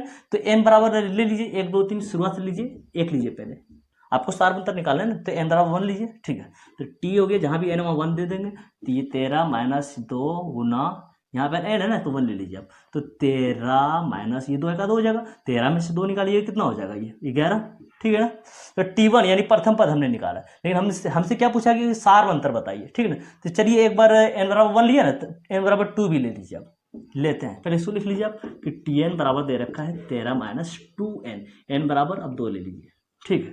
तो जहाँ भी n वहाँ 2 दे दीजिए, 13 माइनस 2 गुना 2, ठीक है ना। तो 13 माइनस ये कितना हो जाएगा 2 दूनी 4, 13 में से 4 निकाल दिए तो 9। अब हम लोग को क्या पूछा गया कि सार अंतर बताइए, तो सार अंतर हम निकालने के लिए हम लोग क्या करते हैं, दूसरा पद से पहला पद को घटा देते हैं। दूसरा पद तो यही है t2, दूसरा पद कितना है 9 और पहला पद कितना आया हमारे पास 4, सॉरी पहला पद कितना आया 11, ठीक है ना। तो 9 घटा 11 कर दिए, जब 9 में से 11 निकालिएगा कितना बचेगा, -2। तो देखिए कौन सा ऑप्शन लिखा हुआ -2, डी पर लिखा हुआ। चलिए इसको सही कर दीजिए, ठीक है ना। क्वेश्चन नंबर 62 समझिए। क्वेश्चन क्या दिया हुआ है, समांतर श्रेणी इतना का कौन सा पद 0 है। तो सिंपल आप समझिए कि क्वेश्चन में आपसे कभी भी पूछे जाए कौन सा पद, पदों की संख्या, कितने पद, मतलब आपको n निकालना है। क्या निकालना है, n निकालना है, ठीक है ना। तो चलिए आपको निकालना क्या है, n निकालना है। n बराबर क्वेश्चन मार्क कर लीजिए, ठीक है ना। आप देखिए क्या कि सबसे लास्ट में कौन सा नंबर आपके पास दिया हुआ है, 0 है ना। तो सबसे लास्ट वाला जो होता है ना उसको tn बोलते हैं। क्या बोलते हैं, tn। तो tn का मान लिख लीजिए, tn का मान क्या है आपके पास, 0, ठीक है ना। आप शुरुआत वाले को क्या बोलते हैं, प्रथम पद यानी a 126। ये भी लिख लीजिए कि आपके पास a जो है 126 दिया हुआ है, 126, ठीक है ना। उसके बाद सारबंतर, सारबंतर कैसे निकालते हैं, दूसरा को पहले से घटाते हैं। चलिए दूसरा पहला तो ये वो, दूसरा ये वो, दूसरा में से पहला घटाना है, मतलब 120 में से 126 जब निकालेंगे तो क्या बचेगा, -6। तो लिखिए d बराबर -6, ठीक है ना। तो चलिए निकाल लेते हैं हम लोग, ये n का मान निकाल लेते हैं। तो tn बराबर फॉर्मूला क्या होता है, a + n - 1 × d, ठीक है ना। तो चलिए tn बराबर क्या हो गया, 0, 0 लिख दिए। a का मान कितना है, 126, तो 126 लिख दिए, प्लस n का n रहने दिए -1 × d का मान कितना हमारे पास, -6। चलिए -6 लिखिए, ठीक है ना।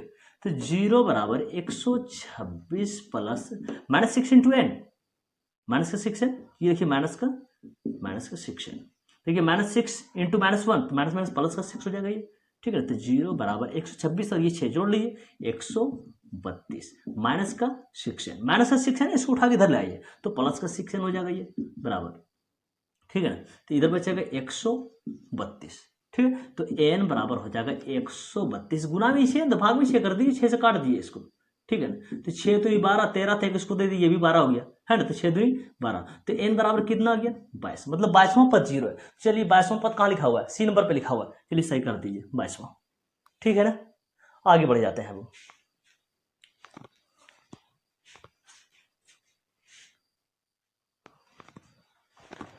क्वेश्चन नंबर 63 क्या दिया हुआ है कि समकोण त्रिभुज एबीसी में कोण भी 90 डिग्री है ना। और ए बी दिया हुआ 12 सेंटीमीटर, बीसी दिया हुआ 5 सेंटीमीटर, एसी भी दिया हुआ है, तो साइन सी बराबर होगा। चलिए त्रिभुज बना लीजिए सबसे पहले, चलिए समकोण त्रिभुज बना लीजिए, ठीक है ना। और क्या निर्देश दिया है इसमें कि कोण भी 90 डिग्री है, मतलब ये वाला 90 होता है तो इसको कोण भी कर लीजिए आप, ठीक है ना, भी कर लीजिए। और ये क्या बचेगा, ए और सी। चलिए मान लिखिए क्या क्या दिया हुआ है कि ए बी 12 सेंटीमीटर, चलिए ए बी यहाँ पर है तो लिखिए 12, ठीक है। और बी सी दिया हुआ 5, तो लिखिए बी सी की जगह पर 5। और क्या दे रखा है, ए सी दे रखा है 13, तो लिखिए ए सी की जगह पर 13। क्या बोला कि साइन सी बराबर होगा, साइन सी मतलब सी से चलने के लिए बोला है, सी से चलने बोला है और साइन निकालना है, ठीक है। तो सी के पास चलिए, ठीक है ना, जल्दी देखते हैं सी से। तो साइन सी पर लिख लीजिए ना, साइन सी। साइन थीटा का फॉर्मूला हम लोग क्या जानते हैं, p/h। तो थीटा की जगह पर क्या लिख दिए, सी, तो आप सी से चलिए, सी यहाँ पर है तो यहाँ चलिए। देखिए ये हो गया p और ये हो गया h, क्योंकि साइन का फॉर्मूला होता है p/h, है ना। तो जब यहाँ से सी से देखेंगे तो ये हो जाएगा p और ये हो जाएगा h, p/h यानी ab बटा ac। लिखिए आप ab बटा में AC लिखिए, ठीक है। तो AB का मान कितना देख पा रहे हैं आप, कि AB का मान 12 लिखा हुआ है तो 12 लिखिए, और AC का मान कितना देख पा रहे हैं कि 13 लिखा हुआ है तो आप 13 लिख दीजिए। तो साइन सी का वैल्यू क्या आ गया, साइन सी का मान क्या है, 12/13। देखिए 12/13 कहाँ लिखा हुआ, सी नंबर पे लिखा हुआ है, सही कर दीजिए, ठीक है ना। क्वेश्चन नंबर 64 समझिए। क्वेश्चन क्या दिया हुआ है, यदि कोस थीटा बराबर P तो टेन थीटा का मान होगा, ठीक है। चलिए लिख लेते हैं, क्या दे रखा है हमारे पास कि कोस थीटा बराबर P। अच्छा इसके नीचे 1 ले सकते हैं, चलिए ले लिए। कोस थीटा फॉर्मूला क्या जानते हैं हम लोग, b/h, यानी b का मान हो गया p और h का मान हो गया 1। तो b दिया हुआ h दिया हुआ है, चलिए p निकाल लेते हैं। p का फॉर्मूला क्या होगा, √h² - b²। चलिए h का मान रखिए, h का मान क्या है हमारे पास 1, तो 1 का स्क्वायर। b का मान क्या हमारे पास p, तो p का स्क्वायर, ठीक है, बराबर √1 का स्क्वायर तो 1 ही होगा, माइनस का p का स्क्वायर, ठीक है ना। तो p का मान हमने क्या निकाला, √1 - p²। हमसे क्या पूछा है कि टेन थीटा बराबर क्या होगा। चलिए टेन थीटा बराबर फॉर्मूला हम लोग क्या जानते हैं, टेन थीटा बराबर होता है p/b। चलिए p का मान रखिए, p का मान ये √1 - p² और नीचे b है ना। चलिए b का मान रखिए, b का मान क्या है, b का मान है p, तो रखिए p। देखिए ऑप्शन में कहाँ लिखा हुआ है टेन थीटा बराबर, ये √1 - p² बटा p। देखिए √1 - p² बटा p ए में लिखा हुआ है, चलिए इसको सही कर दीजिए आप, ठीक है ना। 65 पर आ जाइए, क्या लिखा हुआ है 1/sin थीटा। हम लोग क्या पढ़ा है कि 1/sin क्या होता है, कोसेक। चलिए सही कर दीजिए, कोसेक कहाँ लिखा हुआ है, कोसेक थीटा बी पे लिखा हुआ है, सही कर दीजिए इसको, ठीक है ना। अच्छा, कोस का उल्टा हम लोग क्या पढ़े, सेक पढ़े कि सीधा वाला उल्टा से गुना करते हैं क्या होता है, 1 होता है। इसमें देखिए ये कि cos theta into sec theta, theta की जगह बी भी लगा दिया है, ठीक है ना। तो cos b into sec b बराबर 1 होगा। चलिए डी पे लिखा हुआ, इसको सही कर दिए, ठीक है। आ जाते हैं 67 नंबर क्वेश्चन पे, ठीक है। क्या लिखा हुआ है, यदि कोट थीटा बराबर 1/√3 तो सेक थीटा का मान है। चलिए लिखते हैं इसको, क्या लिखा हुआ, कोट थीटा बराबर 1/√3 और मान किसका निकालना है, सेक थीटा का। तो सिंपल आप सोचिए, इस कोट को देखिए और इस 1/√3 को देखिए और सोचिए कोट में मतलब कितना डिग्री का मान 1/√3 होता है, तो कोट 60 का होता है। कोट 60 का मान जो है 1/√3 होता है, ठीक है ना। तो चलिए कोट थीटा को कोट थीटा रहने दिए और 1/√3 की जगह पर कोट 60 सेट कीजिए, कोट 60 डिग्री। तो चलिए कोट से कोट को हटाइए तो यहाँ पर क्या बचा, थीटा और इधर 60 डिग्री। मतलब हमने थीटा का मान कितना निकाला है, 60 डिग्री। हमसे क्या पूछा है, सेक थीटा का मान। तो चलिए आप लिखिए सेक थीटा, ठीक है ना। तो सेक का सेक रहने दीजिए, ये थीटा है ना, तो थीटा का मान हमने कितना निकाला, 60 डिग्री। तो यहाँ पर आप 60 डिग्री लगा दीजिए। अब सोचिए कि सेक 60 का मान कितना होता है। कोस 60 का मान होता है 1/2 और कोस के उल्टा होता है सेक, तो 1/2 का उल्टा क्या हो जाएगा, 2। तो सेक 60 का मान कितना हो गया, 2। तो देखिए 2 कहाँ लिखा हुआ है, ऑप्शन सी में लिखा हुआ है, तो इसको आप सही कर दीजिए, ठीक है ना। क्वेश्चन नंबर 68 देखिए, ठीक है। क्वेश्चन क्या दिया हुआ है, यदि a बराबर 45 डिग्री तो sine a plus cos a बराबर। चलिए मान निकाल लेते हैं sine a plus cos a का। देखिए sine a plus cos a की जगह पर कितना लेना है, 45 डिग्री। तो जहां भी a है वहां पर आप रखिए 45 डिग्री, 45 डिग्री, ठीक है ना। प्लस कोस a दिया हो तो रखिए 45 डिग्री। चलिए लिखिए साइन 45 का मान कितना होता है, 1/√2 और कोस 45 का भी कितना ही होता है ना, 1/√2 लिख दीजिए, ठीक है। चलिए √2 का एलसीएम यही √2 हो जाएगा। जब नीचे सेम तो एलसीएम सेम, तो ये भी सेम लिखेगा, 1 + 1 कितना हो जाएगा, ये 2 और नीचे क्या दिया हुआ √2। चलिए परिमिकरण करते हैं, नीचे से रूट को खत्म करते हैं। इस √2 से क्या करेंगे, एक बार ऊपर गुना कर देंगे, एक बार नीचे भी ले लेंगे √2, ठीक है। तो ऊपर क्या बन जाएगा, ये 2√2, क्या बन जाएगा 2√2। नीचे क्या हो जाएगा, ये 2 दूनी 4 यानी √4 और 4 बाहर जब निकलेगा तो क्या हो जाएगा, ये 2, ठीक है। इसको कट लगा दीजिए बाहर वाला को, तो क्या बचा आपके पास, √2। देखिए ऑप्शन में कहीं √2 दिया हुआ, हाँ ए पे लिखा हुआ है। चलिए ए नंबर वाले को सही कर दीजिए, ठीक है। अब इसमें आ जाते हैं, क्या लिखा हुआ है, यदि 2 sin अल्फा बराबर 2 तो अल्फा बराबर क्या हुआ, ठीक है। तो चलिए आप लिखते हैं, देखिए कि 2 sin अल्फा बराबर दिया हुआ है 2, है ना। हमसे क्या पूछा गया कि अल्फा बराबर क्या होगा, ठीक है। तो इसको कट लगा सकते हैं ना, ये 2 × 2, तो क्या आया हमारे पास, साइन अल्फा बराबर 1। अब ऐसा सोचिए कि साइन अल्फा को देखिए आप और इस 1 को देखिए और सोचिए क्या कि साइन में कितना डिग्री का मान 1 होता है, तो साइन 90 होता है 1। तो इस 1 की जगह पर आप लिखिए साइन 90, ठीक है ना। तो लिखते हैं साइन अल्फा बराबर 1 की जगह पर लिखना है आपको साइन 90 डिग्री। चलिए साइन से साइन को खत्म कीजिए, तो अल्फा बराबर क्या आ गया आपके पास, 90 डिग्री। देखिए अल्फा मान 90 डिग्री आया, तो देखिए कहां पर लिखा हुआ है, डी पे लिखा हुआ है। चलिए इसको सही कर दीजिए, ठीक है। 70 नंबर क्वेश्चन को देखिए, क्या लिखा हुआ, tan 21 डिग्री और बट्टा में दे दिया है कोट 69 डिग्री। तो सिंपल इसमें आप लॉजिक याद रखिएगा कि ऊपर नीचे जोड़ने के बाद त्रिकोणमिति में कभी भी ऊपर नीचे जोड़ने के बाद 90 जैसे हो जाए तो उसका आंसर 1 होता है। सिंपल ये ध्यान रखिएगा, इन दोनों को जोड़ने के बाद 90 हो रहा है तो इसका आंसर 1 होगा। चलिए 1 कहां लिखा हुआ है, बी पे सही कर दीजिए इसको, ठीक है ना। अब आ जाता है हम लोग 71 नंबर क्वेश्चन पे। क्वेश्चन क्या दिया हुआ है इसमें कि यदि के किस मान के लिए, अच्छा 71 में क्या लिखा हुआ कि के किस मान के लिए समीकरण इतना तथा इतना संपाती रेखाओं को प्रदर्शित करता है। क्या बोला, संपाती रेखाओं को प्रदर्शित करता है। तो संपाती रेखा के लिए शर्त क्या है, a1/a2 बराबर b1/b2 बराबर c1/c2। जब तीनों बराबर आ जाता है तब उसको बोलते हैं संपाती रेखा। तो चलिए इसका शर्त हम लिख लेते हैं, ये बोला कि a1/a2 बराबर b1/b2 बराबर c1/c2, ठीक है ना। आगे बढ़ते हैं, समीकरण क्या दिया हमारे पास, x + 2y लिखते हैं। चलिए x + 2y बराबर 3। तो ये हो गया हमारे पास a1, ये हो गया b1 और ये हो गया c1। दूसरा समीकरण लिखिए, तो 3x + ky बराबर 9। तो लिखिए अब 3x + ky बराबर 9। तो ये हो गया आपके पास a2, ये हो गया b2 और ये हो गया c2। चलिए मैं यहाँ मान रखिए A1 A2। अच्छा ये हो गया A1, ये हो गया A2, ये हो गया B1, ये हो गया B2, ये हो गया C1, ये हो गया C2। तो चलिए यहाँ पर 1 आ गया, ठीक है 1।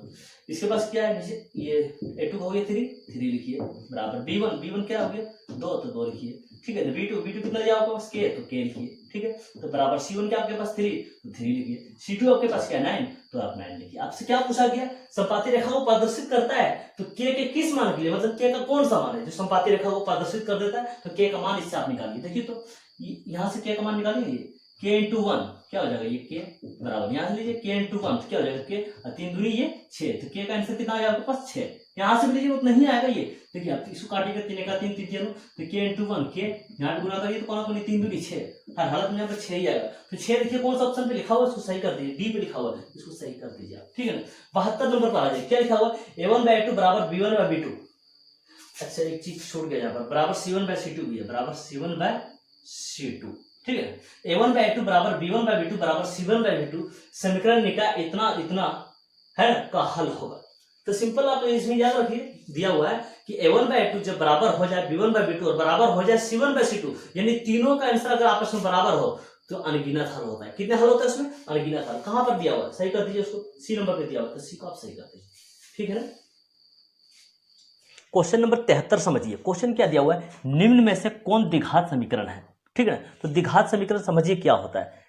द्विघात समीकरण का व्यापक रूप होता है ax² + bx + c बराबर 0, जहां a बराबर नहीं होना चाहिए 0 के। तो सिंपल आप इसमें ये भी समझिए कि द्विघात का मतलब क्या होता है, दो घात, मतलब उसका घात जो है 2 से आगे निकल गया तो वो द्विघात समीकरण नहीं होगा, और उसका घात अगर बट्टा में आ गया भिन्न के रूप में तब भी वो द्विघात समीकरण नहीं होगा। तो चलिए हम लोग देखते हैं, क्या देख रहे हो ऑप्शन ए में √x है ना, इस रूट को अगर हटाते हैं यहाँ से तो इसका पावर 1/2 पड़ेगा, और क्या बताएं कि पावर जैसे बट्टा में आ जाएगा इसका, मतलब इसका घात जैसे बट्टा में आएगा तो वो द्विघात समीकरण नहीं होगा, इसको आप काट दीजिए, ठीक है ना।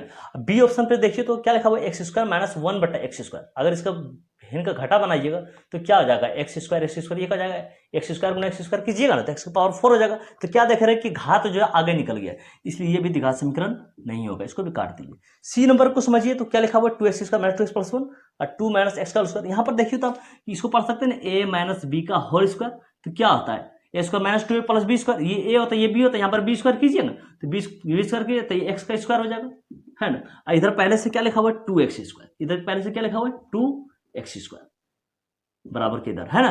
तो हम लोग क्या जानते हैं कि प्लस x², इसको उठा के इधर लाइए तो माइनस का x² होगा ये, तो एगो x² तो बच जाएगा ना, पावर 2 से आगे तो नहीं निकला, क्या बोला द्विघात मतलब दो घात, मतलब ये द्विघात समीकरण अभी है, और जांच लेते हैं कि पावर कहीं बट्टा में तो नहीं आ गया इसमें, तो क्या देख रहे पावर बट्टा में नहीं है, इसमें पावर बट्टा में नहीं है, मतलब पावर घात को बोलते हैं, ठीक है ना, बट्टा में नहीं है, इसलिए अभी तक ये भी द्विघात समीकरण है। और इसमें क्या एक बार ये भी देखना पड़ेगा 2ab होता है, जब गुना कीजिएगा 2ab तो 2 × 4x हो जाएगा, तो पावर बट्टा में तो नहीं आ रहा है, इसलिए द्विघात समीकरण है, ठीक है ना। ये डी नंबर वाला भी द्विघात समीकरण नहीं है, क्यों नहीं है, जब इसको आप खोलिएगा, इसको पढ़िएगा a - b का होल स्क्वायर कीजिएगा ना a² तो a पहले से क्या है इसका x², अब इस पर स्क्वायर कीजिएगा तो क्या देख पा रहे हैं कि 2 दूनी 4, क्या देख रहे हैं घात जो है आगे निकल गया 2 से, इसलिए ये भी द्विघात समीकरण नहीं है, इसलिए आप सी को सही करिए, ठीक है ना। आगे बढ़ते हैं, 74 नंबर में क्या बोल रहा है, निम्न में से कौन सा द्विघात समीकरण नहीं है। तो सिंपल क्या हम समझा रखे हैं कि पावर अगर घात यानी 2 से आगे निकल गया तो वो द्विघात समीकरण नहीं है। तो हम लोग डी ऑप्शन पे क्या देख पा रहे हैं कि घात जो है 2 से आगे निकल गया है, ये घात जो 3 लिखा हुआ है यहाँ पर, इसलिए द्विघात समीकरण नहीं है, ठीक है ना। ज्यादा माथा पैची मत कीजिए, 3 नजर आया इसलिए इसको आंसर कर दिए तुरंत, ठीक है। आगे बढ़ जाते हैं 75 नंबर, यदि द्विघात समीकरण इतना का मूल समान हो तो p का मान होगा। द्विघात समीकरण का मूल समान कब होता है, जब d बराबर 0 होता है। तो सिंपल आप यहां पर लिखिए कि d बराबर 0, डी का फॉर्मूला आप लिख लीजिए यहाँ पर, b² - 4ac बराबर 0। चलिए ये तो a हो गया, ये b हो गया, ये c हो गया, तो किसका मान चाहिए, b का मान चाहिए, b का मान क्या हमारे पास माइनस के p, तो यहाँ पर आप लीजिए माइनस के p का स्क्वायर -4, यहाँ गुना होता है, a का मान लेना है, a का मान कितना है 2, तो 2 लिख दीजिए। चलिए c का मान चाहिए, तो c का मान कितना है p, तो p लिख दीजिए, बराबर के इधर 0 0 लिखिए, ठीक है ना। माइनस के स्क्वायर प्लस p के स्क्वायर हो गया, -4 दूनी 8, साथ में p है, तो 8 का p बराबर 0। अब क्या देख पा रहे हैं कि दोनों के पास p है, तो p कॉमन ले लीजिए, इसके पास डबल p है ना, तो p एगो बच गया, इधर क्या बचा 8 बचा बराबर 0। अब इस p के साथ एक बार 0 कीजिए, एक बार इस डब्बा के साथ 0 कीजिए, तो p बराबर 0, एक बार p - 8 बराबर 0 कीजिए, p - 8 बराबर 0, ठीक है ना। तो p बराबर कितना हो जाएगा, माइनस का 8 है, उठा के इधर कर दीजिए प्लस का 8। तो p का मान हम लोग कितना निकाले, एक बार 0 निकाले, एक बार 8 निकाले। तो 0 और 8 कहाँ पर ऑप्शन में देखिए, तो हाँ सी नंबर पे लिखा हुआ है 0 और 8। तो इसको आप सही कर दीजिए। ठीक है, किसी भी क्वेश्चन में परेशानी हो तो आप लोग कॉमेंट्स बॉक्स में हमें जरूर लिखिए। ठीक है।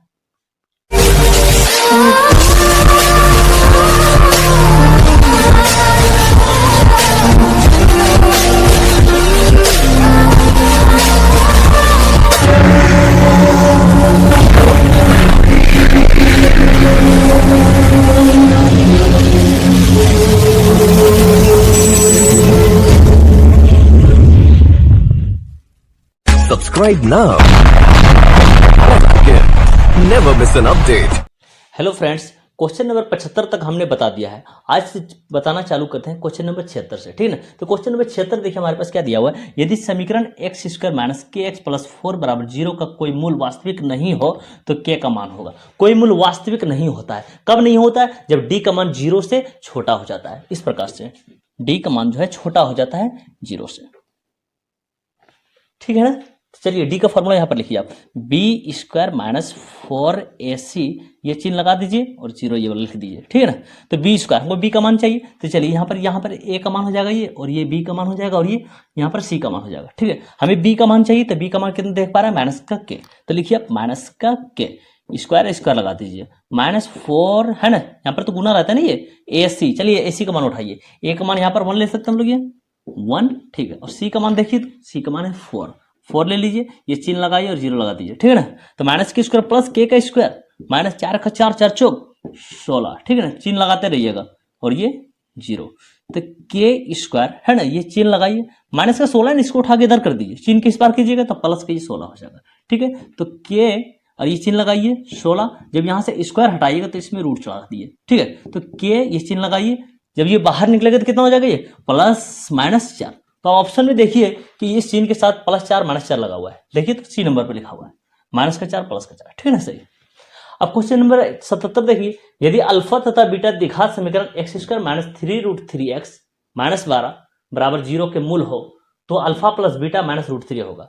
ठीक है ना। तो इसका मान हमें निकालना है, देखिए अल्फा प्लस बीटा माइनस √3 हम लोग सीखे थे ना, ये मूलों का योगफल बराबर माइनस बी बीटा है। तो यहाँ पर वही तो देख पा रहे हैं, पहला मूल अल्फा दूसरा मूल बीटा, यानी मूलों का योगफल प्लस है ना। तो अल्फा प्लस बीटा का फॉर्मूला क्या जानते हैं लोग, माइनस बी बीटा ए। चलिए इस माइनस √3 को किनारे लेके चलिए आप, तो माइनस बी का मान लिखना है हमें। ठीक है ना।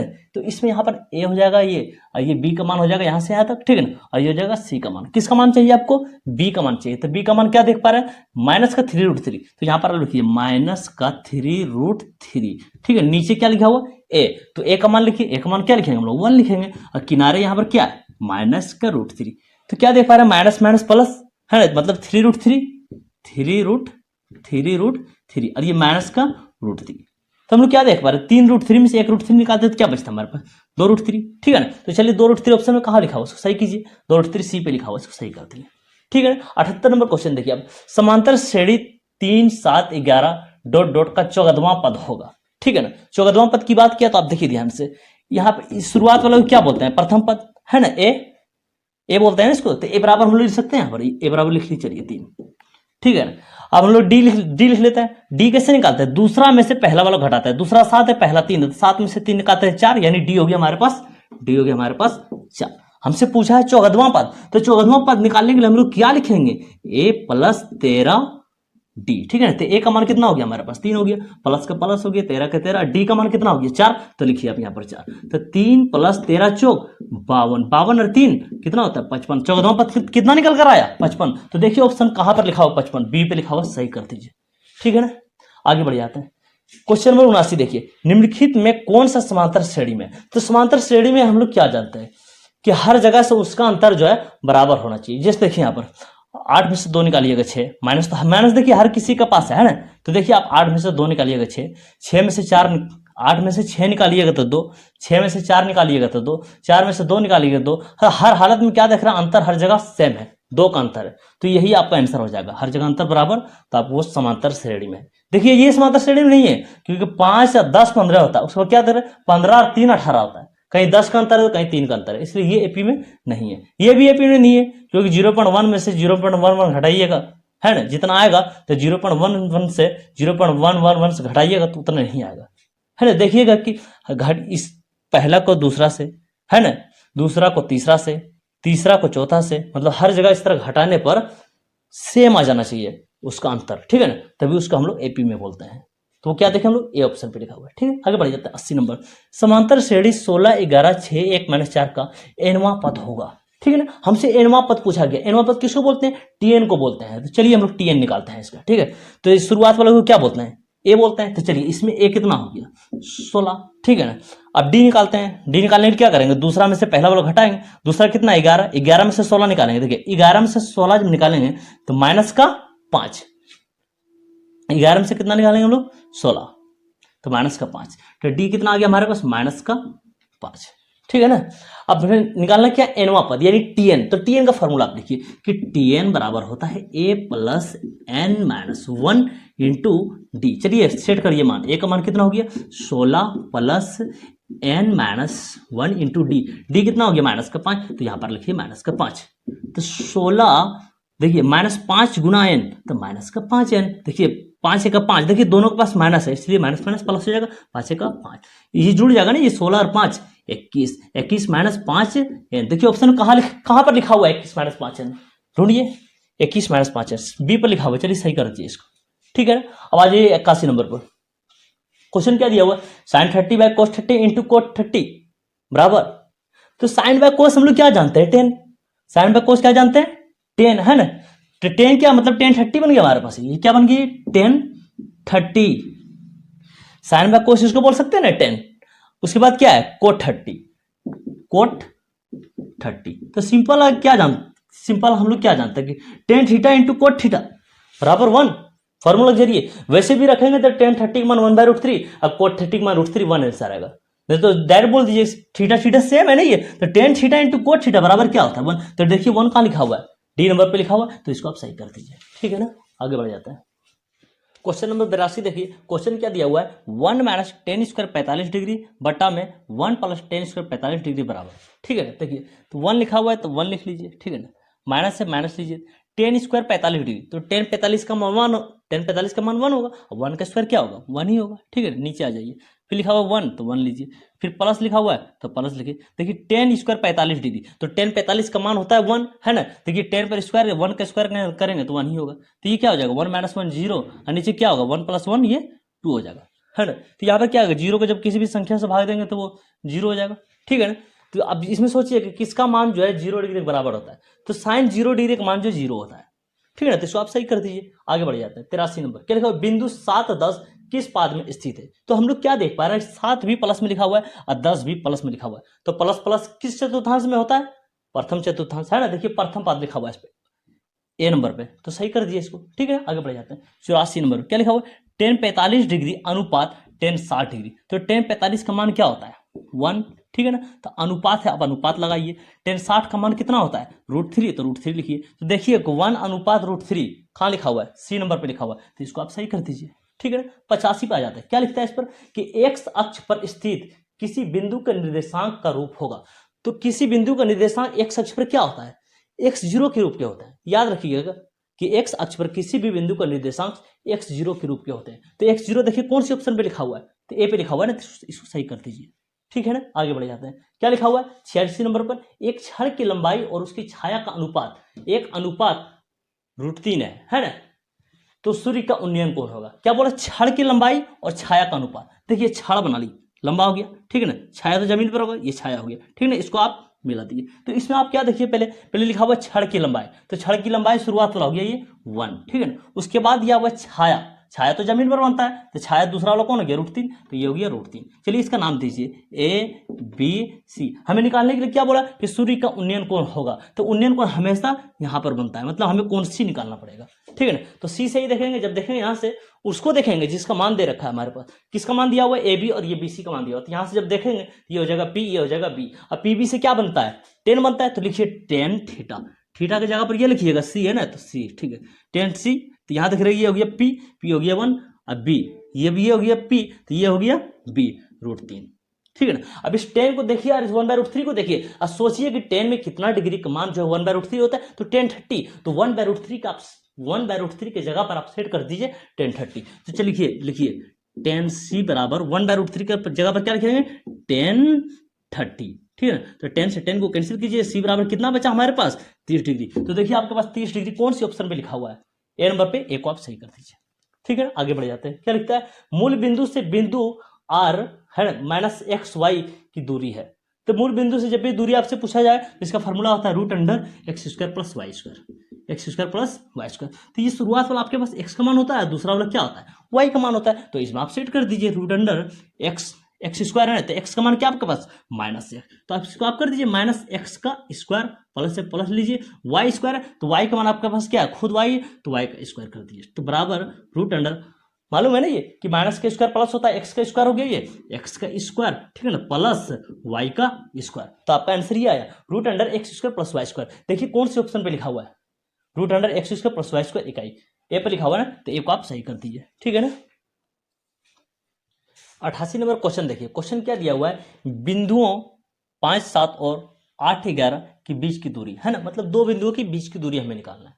तो इसकी दूरी निकालने के लिए आप शॉर्टकट इस प्रकार से करिए कि पहला को पहला से घटाइए रूट के अंदर, ठीक है। देखिए किस प्रकार से घटाएंगे, पहला इसमें 5 हो गया, इसमें पहला 8 हो गया, तो पहला को पहला से घटाइए, मतलब 5 घटा 8, तो इसका होल स्क्वायर कर दीजिए, ठीक है ना, प्लस दूसरा को दूसरा से घटाइए, इसमें दूसरा 7 हो गया, इसमें दूसरा 11 हो गया, तो 7 घटा 11 का होल स्क्वायर कीजिए, इसमें 7 घटा 11 का होल स्क्वायर, ठीक है। इसको सॉल्व कर लीजिए, तो √, जब 5 में से 8 निकालिएगा तो -3 हो जाएगा, -3 का स्क्वायर प्लस, ठीक है ना, जब 7 में से 11 निकालिएगा तो -4 हो जाएगा, -4 का स्क्वायर, ठीक है। तो √, -k² प्लस 3 का स्क्वायर 9 प्लस -k² प्लस 4 का स्क्वायर 16, तो 16 और 9 कितना हो जाएगा 25, और 25 का वर्गमूल कितना होता है 5। तो देखिए 5 इकाई कहाँ पर लिखा हुआ है, सही कर दीजिए उसको, बी पे लिखा हुआ है ना, तो बी को आप सही कर दीजिए, ठीक है ना।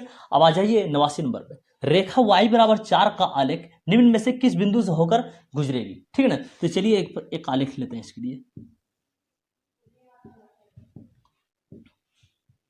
x डैश y डैश, ठीक है ना। तो यहां पर ले लेते हैं हम लोग 1 2 3 4, 1 2 3 4, चलिए इसमें ले लेते हैं 1 2 3 4, लिखते हैं 1 2 3 4, ठीक है ना। तो देखिए कहाँ से होकर गुजरेगा, देखिए जब हम लोग x1 लेंगे, जब x1 लेंगे तो y1, ठीक है ना, y1, जब x1 लिए तो y1, देखिए जब x1 लिए तो y2, x1 लिए तो y2, ठीक है ना। देखिए जब x1 लिए तो y3, जब x1 लिए तो y3, देखिए कहाँ से गुजरेगा, ठीक है ना। देखिए जब x1 लेंगे तो y4, x1 लेंगे तो y4, देखिए कोई भी ऑप्शन में टच हुआ, ये सब ये आया ऑप्शन में हमारे पास, यहाँ पर ये वाला कहीं भी टच नहीं हुआ, ठीक। और आगे बढ़ जाते हैं, देखिए जब x2 चलेंगे तो y1, ठीक है ना, x2 चलेंगे तो y1, फिर देखिए जब x2 चलेंगे तो y2, x2 चलेंगे तो y2, देखिए जब x2 चलेंगे तो y3, देखिए x2 चलेंगे तो y3, फिर देखिए जब x2 चलेंगे तो y4, x2 चलेंगे तो y4, देखिए इसमें कौन कहीं टच हुआ आपके ऑप्शन में, देखिए तो 2 1 या तो 2 2 या 2 3 या 2 4 कहीं टच हुआ है, हाँ 2 4 टच हुआ है, 2 4, देखिए पहले x उसके बाद y, देखिए पहले x उसके बाद y, 2 4 मतलब 2 4 से होकर गुजरेगी। चलिए बी वाला को आप सही कर दीजिए, ठीक है ना।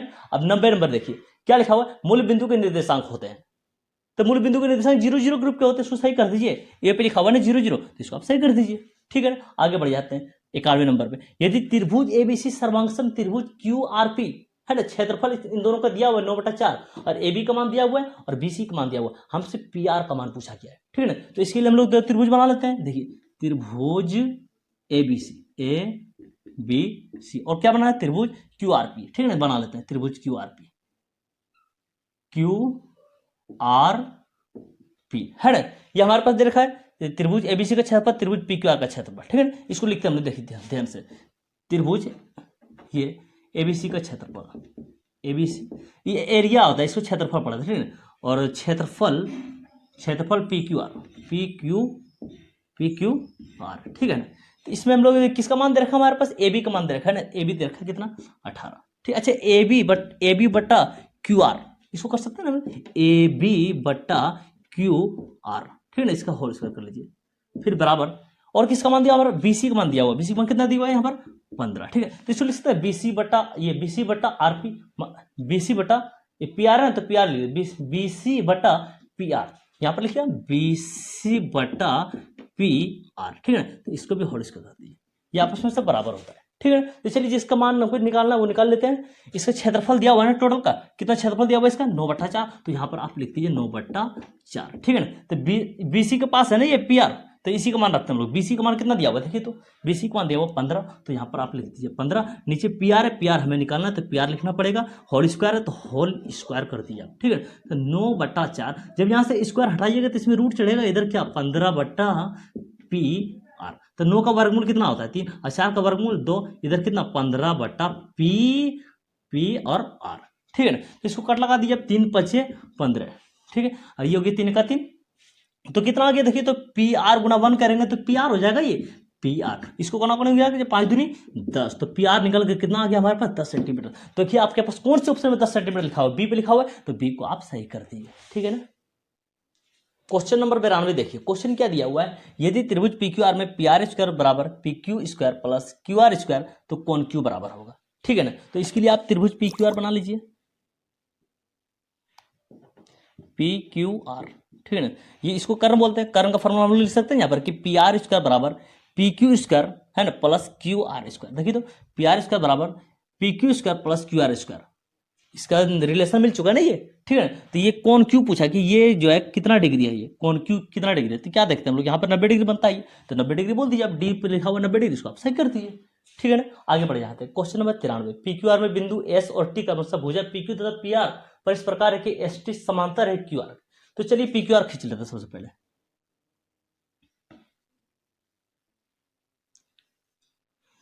पी क्यू आर, इसमें मेन पॉइंट क्या लिखा हुआ कि एस टी जो है समांतर है क्यू आर के, क्यू आर के समांतर है एस टी, तो क्यू आर हो गया, तो यहाँ पर एस टी खींच दीजिए आप, ये एस टी, तो मान जिसका जिसका दे रखा है ना उसको भी आप लिख दीजिए। क्या देख रहे हैं कि पी एस जो है x सेंटीमीटर दिया हुआ है, तो पी एस ये हो गया, इसको दे दीजिए x, ठीक है। उसके बाद एस क्यू x-2 है, तो एस क्यू हो गया ये x-2, ठीक है। उसके बाद पी टी दे रखा है x+2, ये हो गया पी टी, तो इसको लिख दीजिए आप x+2। उसके बाद ये हुआ टी आर x-1, तो लिखा हुआ टी आर x-1, और पूछा क्या हमसे कि x का मान होगा, ठीक है ना। तो लिखते हम लोग ये पी एस बटा एस क्यू होगा नहीं, पी एस कितना हो गया x हो गया, पी एस बटा एस क्यू कितना हो गया x-2 हो गया, बराबर लीजिए, इसको बटा कीजिए, पी टी बटा टी आर होगा ना, तो पी टी कितना हो गया x+2, ठीक है। और टी आर कितना हो गया x-2, x-1, ठीक है ना। अब कोना कोनी गुना कर लेते हैं, x गुना x करेंगे तो क्या हो जाएगा, ये x² minus x into 1x,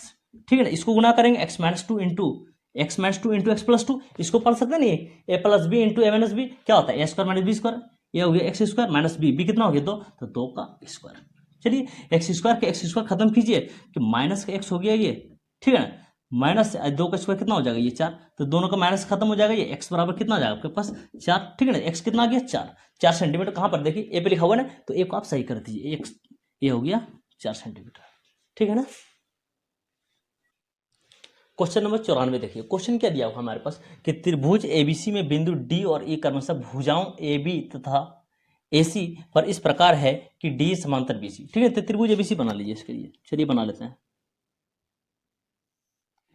A B C किसका समांतर दिया हुआ है, डी समांतर बीसी, मतलब बीसी का समांतर है डी, तो बीसी ये होगी, इसका समांतर खींच दीजिए डी और ई, ठीक है ना। चलिए मान लिखते हैं, मान किसका दिया हुआ है, एडी दिया हुआ है 4 और बीडी दिया हुआ है 5, चलिए एडी दिया हुआ है 4 और बीडी दिया हुआ है 5। उसके बाद क्या देखा हमारे पास, एसी दे रखा 18, एसी कौन सा हो गया, ये ए और सी, ये मतलब ये टोटल यहाँ से लेके यहाँ तक ये पूरा दिया हुआ आपके पास कितना 18, ठीक है ना। हमसे क्या पूछा है, ए का मान, चलिए अगर ए को हम x मान लें, ए को x मान लें तो ईसी कितना बचेगा, तो टोटल कितना हो गया 18, मतलब 18 में से आपको ये वाला x घटाना पड़ेगा, छोटा वाला ये x घटाना पड़ेगा, ठीक है ना। हमसे क्या पूछा है, ए का मान पूछा है, ठीक है ना, एसी दिया हुआ हमारे पास, अच्छा ए को हमने x माना, तो ये ईसी कितना बचा हमारे पास, टोटल कितना 18 में से जो मान रखे x उसको घटाना पड़ेगा। अब लिखिए एडी बटा बीडी, एडी कितना हो गया 4, बीडी कितना हो गया 5, ठीक है ना। इसमें ए बटा ईसी, ए कितना हो गया x और बी ईसी कितना हो गया 18 माइनस x।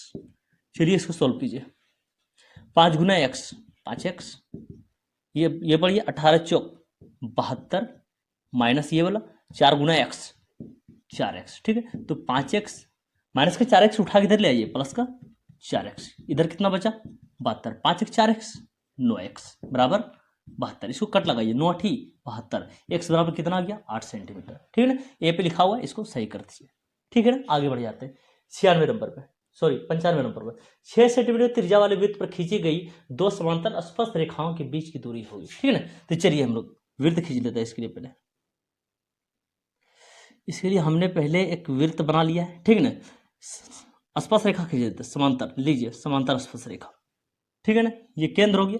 क्या बोल रहा है कि 6 सेंटीमीटर त्रिज्या है, त्रिज्या कितना है 6 सेंटीमीटर, लीजिए 6 सेंटीमीटर खींच दिए। तो यहाँ से यहाँ तक की दूरी तो बराबर होगा, ये भी अच्छा, ये भी दूरी बराबर होगा, यहाँ से यहाँ भी 6 हो जाएगा। क्या बोल रहा है कि यहाँ पर देखिए कि 6 सेंटीमीटर त्रिज्या वाले वृत्त पर खींची गई दो स्पर्श रेखा, मतलब दो स्पर्श रेखा के बीच जो है, दो स्पर्श रेखा के बीच की दूरी होगी, है ना, कि दो समांतर स्पर्श रेखा के बीच क्या खींचा जा रहा है 6 सेंटीमीटर वाला त्रिज्या। तो क्या बोल रहा है कि ये जो स्पर्श रेखा खींचा गया है इसके बीच की दूरी कितना होगा। अच्छा, यहाँ पर यहाँ केंद्र से लेकर ये त्रिज्या हुआ, त्रिज्या 6 दिया हुआ, फिर केंद्र से लेकर ये भी 6 हुआ, ये भी 6 दिया हुआ, तो 6 6 कितना हो गया ये 12 सेंटीमीटर। तो आसपास रेखाओं के बीच की दूरी कितना हो गई 12 सेंटीमीटर। देखिए कहाँ पे लिखा हुआ है सी पे, तो सी को आप सही कर दीजिए। ठीक है ना, आगे बढ़ जाते हैं 96 नंबर पे। किसी बाह्य बिंदु से वृत्त पर कितनी स्पर्श रेखाएं खींची जा सकती है। तो बाह्य बिंदु से याद रखिएगा कि बाह्य मतलब बाहरी बिंदु से वृत्त पर केवल 2 ही स्पर्श रेखा खींची जा सकती है। कितने 2। ठीक है ना, तो 2 देखिए कहाँ पे लिखा हुआ, उसको सही कर दीजिए, ये बी। ठीक है, सही कर। 97 नंबर क्वेश्चन देखिए, क्वेश्चन क्या दिया हुआ है, दी गई आकृति में कोण AOB बराबर 130 डिग्री, तो कोण APB का मान है। ठीक है ना, ये आपके पास दिया हुआ, कितना दिया हुआ 130 डिग्री, कितना दिया हुआ ये 130 डिग्री लिखा हुआ ना, कोण AOB बीच में O है ना, तो मतलब O के जगह पर दिया हुआ 130 डिग्री। आपसे क्या पूछा गया, मतलब ये P क्या पूछा, कोण APB का मान है, बीच में क्या है P, तो आपको मतलब P निकालना। ठीक है, तो देखिए इसमें कोण AOB प्लस कोण APB बराबर जो है 180 डिग्री होता है सम्मुख कोण के हिसाब से। ठीक है ना, तो कोण AOB का मान रखिए 130 दिया हुआ है, 130 डिग्री। ठीक है ना, प्लस कोण APB बराबर 180 डिग्री, तो कोण APB बराबर हो जाएगा 180 डिग्री, प्लस में नहीं तो माइनस पे कर लीजिए यहाँ पर 130 डिग्री। तो 180 में से 130 निकाल देंगे, कितना बचेगा 50 डिग्री। तो कोण APB कितना आ गया 50 डिग्री, तो 50 डिग्री जहाँ उसको निशान लगा दीजिए। आप कहाँ लिखा हुआ B है ना, तो इसको आप निशान कर लगा दीजिए। ठीक है ना, क्वेश्चन नंबर 98 देखिए, क्वेश्चन क्या दिया हुआ है कि दी गई आकृति में TP और TQ दो स्पर्श रेखाएं O केंद्र वाले वृत्त पर इस प्रकार है कि कोण PTQ 50 डिग्री, तो कोण OPQ का मान है। हमसे कोण OPQ का मान पूछा गया। ठीक है ना, तो देखिए हम लोग कैसे निकालते हैं कोण OPQ का मान। इसको लिखिए POQ है ना, कोण POQ प्लस इसको PTR है ना, सॉरी कोण PTQ, कोण PTQ। ठीक है ना, बराबर होता है 180 डिग्री सम्मुख कोण के हिसाब से। इसके पीछे वाला जो क्वेश्चन बना था उसी प्रकार से। ठीक है ना, तो हमारे पास मान किसका दिया हुआ है, कोण PTQ का, कोण PTQ का मान दिया हुआ है ना, तो इसको ये लिखिए कोण PO है ना, POQ प्लस कोण PTQ दे रखा है ना, PTQ कितना 50 डिग्री बराबर 180 डिग्री। तो कोण POQ बराबर हो जाएगा 180 डिग्री है ना, प्लस का 50 उठा के इधर कर देता है माइनस का 50।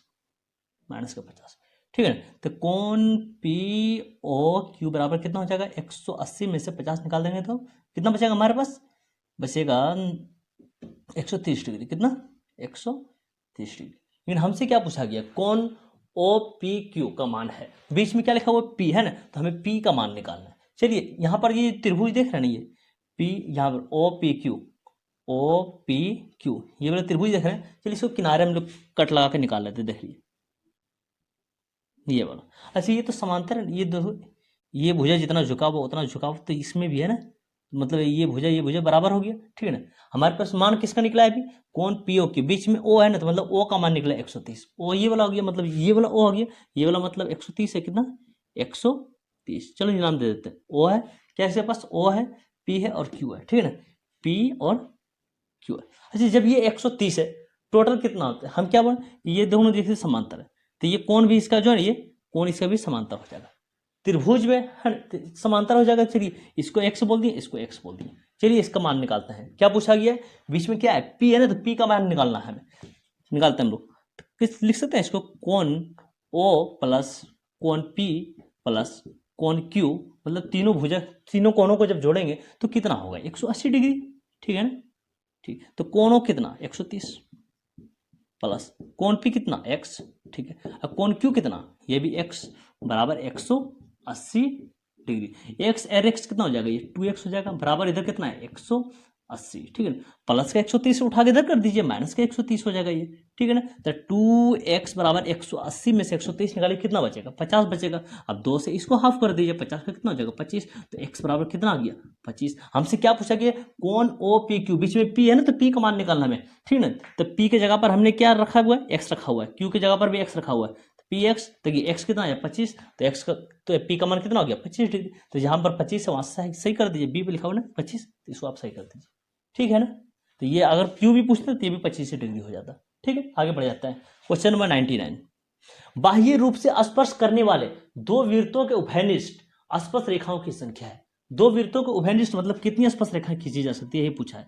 देखिए, एक वृत्त हो गया ये, फिर दूसरा वृत्त हो गया ये, कितना स्पर्श रेखा खींच सकते हैं हम लोग, एक तो यहां से खींच सकते हैं, दूसरा यहां से खींच सकते हैं, और तीसरा हम लोग यहां से खींच सकते हैं। तो कितने स्पर्श रेखा खींच सकते हैं हम लोग, 3 स्पर्श रेखा खींच सकते हैं दो वृत्तों के बीच। ठीक है ना, तो चलिए 3 कहां लिखा हुआ है, सी पे, तो सी को आप सही कर दीजिए। क्वेश्चन नंबर 100 देखिए, क्वेश्चन क्या दिया हुआ है, दी गई आकृति में बिंदु ओ वृत्त का केंद्र है तथा कोण ए ओ बी 40 डिग्री है, तो कोण ओ ए बी का मान है। ठीक है ना, तो क्या देख रहे हैं हम लोग कि बीच में O है, तो O की जगह पर 40 डिग्री लिखा हुआ। ठीक है, हमें यहाँ पर बीच में A है, तो मतलब हमें A का मान निकालना है। ठीक है, तो यहाँ पर जो आप फिगर देख पा रहे हैं, पीछे जो बनाया था हम लोग, देखिए तो इसी की जैसा फिगर इसके अंदर रखा हुआ है। फर्क क्या है, इसके पास 130 डिग्री है, इसके पास 40 डिग्री।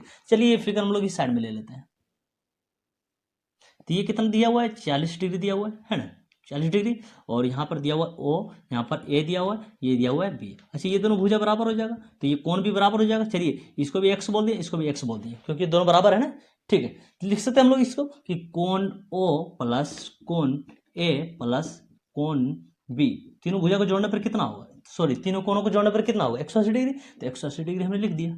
चलिए मान लिखिए, कोण O कितना दिया हुआ 40, तो 40। ठीक है, कोण ए क्या, x, कोण बी कितना x, तो x इधर कितना 180 डिग्री। तो x और x कितना हो जाएगा, ये 2x हो जाएगा, बराबर 180 प्लस का 40 उठा के इसको इधर कर लीजिए, माइनस का 40, तो 2x बराबर हो जाएगा 180 में से 40 निकालिए, कितना बचेगा 140। 2 से इसको कट लगा दीजिए, 2 7 14, और ये 0 बचा हुआ है, तो x बराबर आ गया 70 डिग्री। ठीक है, देखिए तो बीच में लिखा हुआ हमारे पास क्या a, मतलब हमें a का मान निकालना है। a की जगह पर क्या रखना है, हमें x रखें, a की जगह पर क्या रखें, x रखें, और x का मान कितना निकाला 70 डिग्री। तो जहां पर 70 डिग्री लिखा हुआ है उसको आप सही कर दीजिए, d पे लिखा हुआ है तो d को सही कर दीजिए। ठीक है ना,